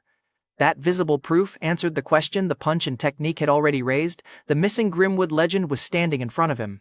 He stopped calling me kid. He shifted his stance, protected the damaged arm, and gave me the kind of attention professional fighters reserve for opponents they expect to remember. His respect became excitement as he grabbed the broken arm, reset the joint against the cabinet, and rolled the shoulder while I stared at the kind of man who considered self-repair part of introductions. Then he named his own title, Grizzly. Brock attacked with the full weight he had been holding back. The first strike clipped my side, the second drove me against the wall, and on the third, I blocked high and felt 2 ribs fracture beneath the force traveling through my guard. My breath disappeared as the office tilted, my right arm weakened, and every instinct told me to create distance. Brock saw the change and shifted from broad swings to short pressure, using his body to trap me against the wall where speed mattered less. He drove a knee toward the broken ribs. I turned enough to take it on the hip, but the impact still dropped me to one hand. Brock reached for my hair and finally believed the fight had become simple. Brock pulled a knife and advanced slowly because he wanted the finish to feel earned. He believed the legend had finally reached the limit of a human body, and to be fair, my body was filing a persuasive complaint. The office gave me one usable object. A heavy award plaque hung beside the principal's desk. The school had given it for civic excellence, which was a spectacularly useless concept in the current room. I tore it from the wall and caught Brock's knife on the wooden base. The blade punched through halfway. Brock tried to use the embedded knife as a handle, but I twisted the plaque, trapped his wrist, and drove the metal edge into his throat. He staggered into the desk, swept the papers aside, and reached for me again with the broken arm because bears had taught him nothing about quitting. I hit him once more across the mouth, and the civic excellence seal left a clean red mark on his cheek. Look, I'd spent my whole childhood being graded by Grimwood. The first award I ever received was finally grading somebody else. I told Brock I appreciated Riverton High correcting the oversight, then drove the plaque into his chest and called it a souvenir. The bear wrestler hit the floor hard enough to shake the file cabinets. For one moment, the fight looked finished. I stepped over him and saw a photograph lying beneath the desk. It showed me years younger wearing Grimwood training clothes, beside other material gathered inside a school operation file. The image stopped me for one beat. That was all Brock needed. He rose behind me with a golf club taken from the office display and swung at the back of my head. I heard the air move, ducked, and let the club smash the filing cabinet. Brock had taken an award plaque to the throat and still got up for another swing. That wasn't professionalism anymore. The man had made stubbornness a medical condition. I climbed onto his back again, locked the chokehold beneath his jaw, and used the one threat his obsession couldn't ignore. If he killed me, Katerina would hate him permanently. Brock tried to throw me into the wall, but the idea of losing her attention made him hesitate between movements. I shifted my hips every time he reached back, kept my injured ribs away from his grip, and used the cabinet edges to block his turns. He smashed backward once and cracked the cabinet behind us. The impact lit my ribs on fire, but releasing the chokehold would give him the knife again. So I tightened the hold, rode every attempt, and waited for strength to lose the argument with oxygen. He clawed at my arm, reached for the club, and finally stopped moving. Brock Maddox collapsed unconscious beneath me. His hand stayed closed around the broken golf club grit for a few seconds, then released. I checked once and felt him breathing. A photograph beneath the desk stopped me before I reached the door. It showed my younger face in Grimwood training clothes, clipped inside a school operation file filled with other photographs and pages whose purpose remained unknown. I shoved the folder inside my jacket. Martha and Liam were still missing. Rory's channel was dead, and my ribs weren't getting less broken while I studied my own face. Down at the swimming pool, Rory had already met the man waiting for him. Rory reached the swimming pool after the signal jammer had already killed his communicator. The room was dark except for the blue lights beneath the water, and Blaze Crowder stood near the diving blocks with his custom metal bat resting against one shoulder. The exit behind Rory had been chained, the locker room door was blocked by a bench, and wet tile covered the only path toward the maintenance corridor. Blaze had arrived early enough to shape the room around the fight. He didn't need to chase a child if every dry route crossed his range. Rory touched the dead communicator once and heard only static. He understood Katerina could be one hallway away or on the other side of the building. Either way, the jammer had made this a private fight. Blaze was Barefoot's newest mercenary, codenamed Gutter, and he enjoyed opponents who looked helpless. That made Rory's usual crying tactic a dangerous gamble, and the exact tactic he tried first. Rory widened his eyes, let his lips shake, and called for Katerina. He made himself look small, lost, and terrified. Blaze hit him across the side with the bat before the first tear reached his chin. Rory had expected hesitation, a lowered weapon, or at least the tiny pause adults made before hurting a child. Blaze offered none, and stepped into the crying act and swung harder because fear was the part he enjoyed. The blow threw Rory across the tile. His breath vanished, the crying stopped, and Blaze laughed because he had recognized the setup immediately. Normally, Rory's crying worked, and on an earlier mission, he had wandered toward two armed guards with tears running down his face and claimed he couldn't find his mother.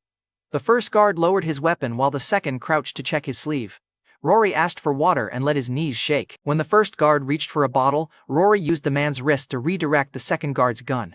One shot hit the ceiling, both adults looked away, and the child moved through the gap before either man finished deciding whether a child could be dangerous. The room had gone quiet in less than 10 seconds. Both guards were down, Rory had their access card, and the frightened child they had tried to comfort was already walking through the secured door. Grimwood praised the mission because Rory's weakness had been more useful than any obvious weapon. You can see why he trusted that trick. Grown men kept lowering guns around tears, and he kept turning their kindness into an opening. Blaze was the nightmare exception because he liked frightened victims, so the crying didn't soften him, it invited him closer with the bat already moving. Back in the pool room, Rory rolled beneath the next swing and cut toward Blaze's knee. Blaze caught the blade against the custom bat, twisted, and drove him away from the maintenance corridor. Rory changed direction, planted one foot on a diving block, and tried to vault over the next strike. Blaze had already read the escape line. The bat had a hooked metal guard near the handle, built to catch knives and wrists, so he trapped Rory's forearm inside it, lifted the child clear of the floor, and slammed him down before releasing. The bone broke, and Rory's fingers opened and the dagger skittered toward the pool. He reached with the other hand, but Blaze kicked the weapon into the water and smiled, because every lost option made the game more entertaining. Rory tried to switch hands and lunged after the dagger anyway. Blaze stamped on his foot, crushed it against the wet tile, and waited until Rory tried to stand before sweeping the same leg out again. Pain drove Rory onto his back, but he still clawed toward the maintenance corridor with his good hand. Blaze used the end of the bat to roll him toward the water one turn at a time, turning escape into another part of the game. Then the blue-haired bat psycho paced around the child, asking whether Grimwood had sent anything stronger. He wanted Rory to answer because speaking through pain would prove the child still had hope left to ruin. Rory called him a cheap copy of a real mercenary. Blaze's smile narrowed, and the insult bought 1 second while Rory checked the distance to the pool edge. There was no support coming through the jammer. Katerina was still crossing the school with Sabine. I was fighting Brock upstairs, and Rory had one functioning hand, one ruined foot, and an opponent who used mercy to extend the joke. Blaze offered him a 10-second head start. And look, a 10-second head start sounds generous until the exit is chained. Blaze announced the rule anyway, reached the locker room door before 10, and Rory could leave. The chained handle remained visible behind him. Blaze knew the exit was impossible and wanted the child to discover that only after spending the last of his strength. Rory dragged himself toward the far door while Blaze counted slowly. 2, 3. Then Blaze stopped pretending, crossed the distance, and struck Rory into the deep end before reaching 4. The custom bat caught Rory across the shoulders and lifted him over the gutter. His broken foot clipped the edge, his good hand grabbed empty air, and the blue light swallowed him. Blaze watched the ripples flatten and tapped the bat against the tile, already bored with a game he believed he had won. The water closed over Rory while the jammer kept every possible rescue silent. Rory sank with one arm useless and one foot unable to kick. Blaze stood at the edge, watching for panic, and enjoyed the belief that his little game had ended exactly as planned. Underwater, Rory remembered the conversation we'd had before the team split. He'd asked whether Martha could still be his family after the knife, the gun, and the lie about being lost. I'd told him to stop declaring himself useless before anybody else got the chance. Martha knew he'd tried to hurt her and still invited him back for an omelet, which meant his little self-pity speech wasn't changing dinner plans. Rory had looked away and asked whether that really counted as family. I reminded him that Martha had called him a son before he'd earned anything, then told him to ask her himself when we got her back. That promise stayed with him as the blue pool lights faded above his head. Rory surfaced, coughed, and screamed that he couldn't swim. His broken arm floated uselessly, the injured foot barely moved, and every breath dragged more water into his mouth. Blaze grinned, lowered the end of the bat, and offered Rory something to grab. The child reached with his good hand, missed, and slipped under again. When Rory surfaced a second time, Blaze pulled the bat away, waited until the child's fingers touched the edge, and struck him back beneath the water. Rory vanished again, the bubbles thinned, and Blaze finally set the bat aside so both hands would be free. He leaned over the pool because cruelty had beaten caution, and he wanted to watch the final panic from inches away. A small hand broke the surface and grabbed his wrist. Blaze tried to yank away, but Rory had wrapped the other elbow around the pool ladder beneath the surface. The fixed point gave the child leverage his damaged body couldn't create alone. Rory pulled with his full weight. Blaze lost his footing, hit the edge, and fell into the pool beside him. The drowning panic had been an act. Rory's crying had always been trained deception, and this time he'd moved the same skill underwater without giving Blaze one honest clue. He came around behind the mercenary, locked his good arm beneath Blaze's chin, and wrapped his legs around the man's waist despite the ruined foot. Blaze drove an elbow backward, but the water slowed it enough for Rory to turn his face away. When Blaze grabbed the broken arm, Rory used the pain to tighten the good one. The custom bat had no range underwater, Blaze had no footing, and the jammer now blocked him from calling Richard's men. His confidence broke as his hands stopped reaching for the weapon and started clawing at the arm beneath his chin. Rory tightened the choke and laughed into his ear. "Some professional. You let the disposable kid take your back."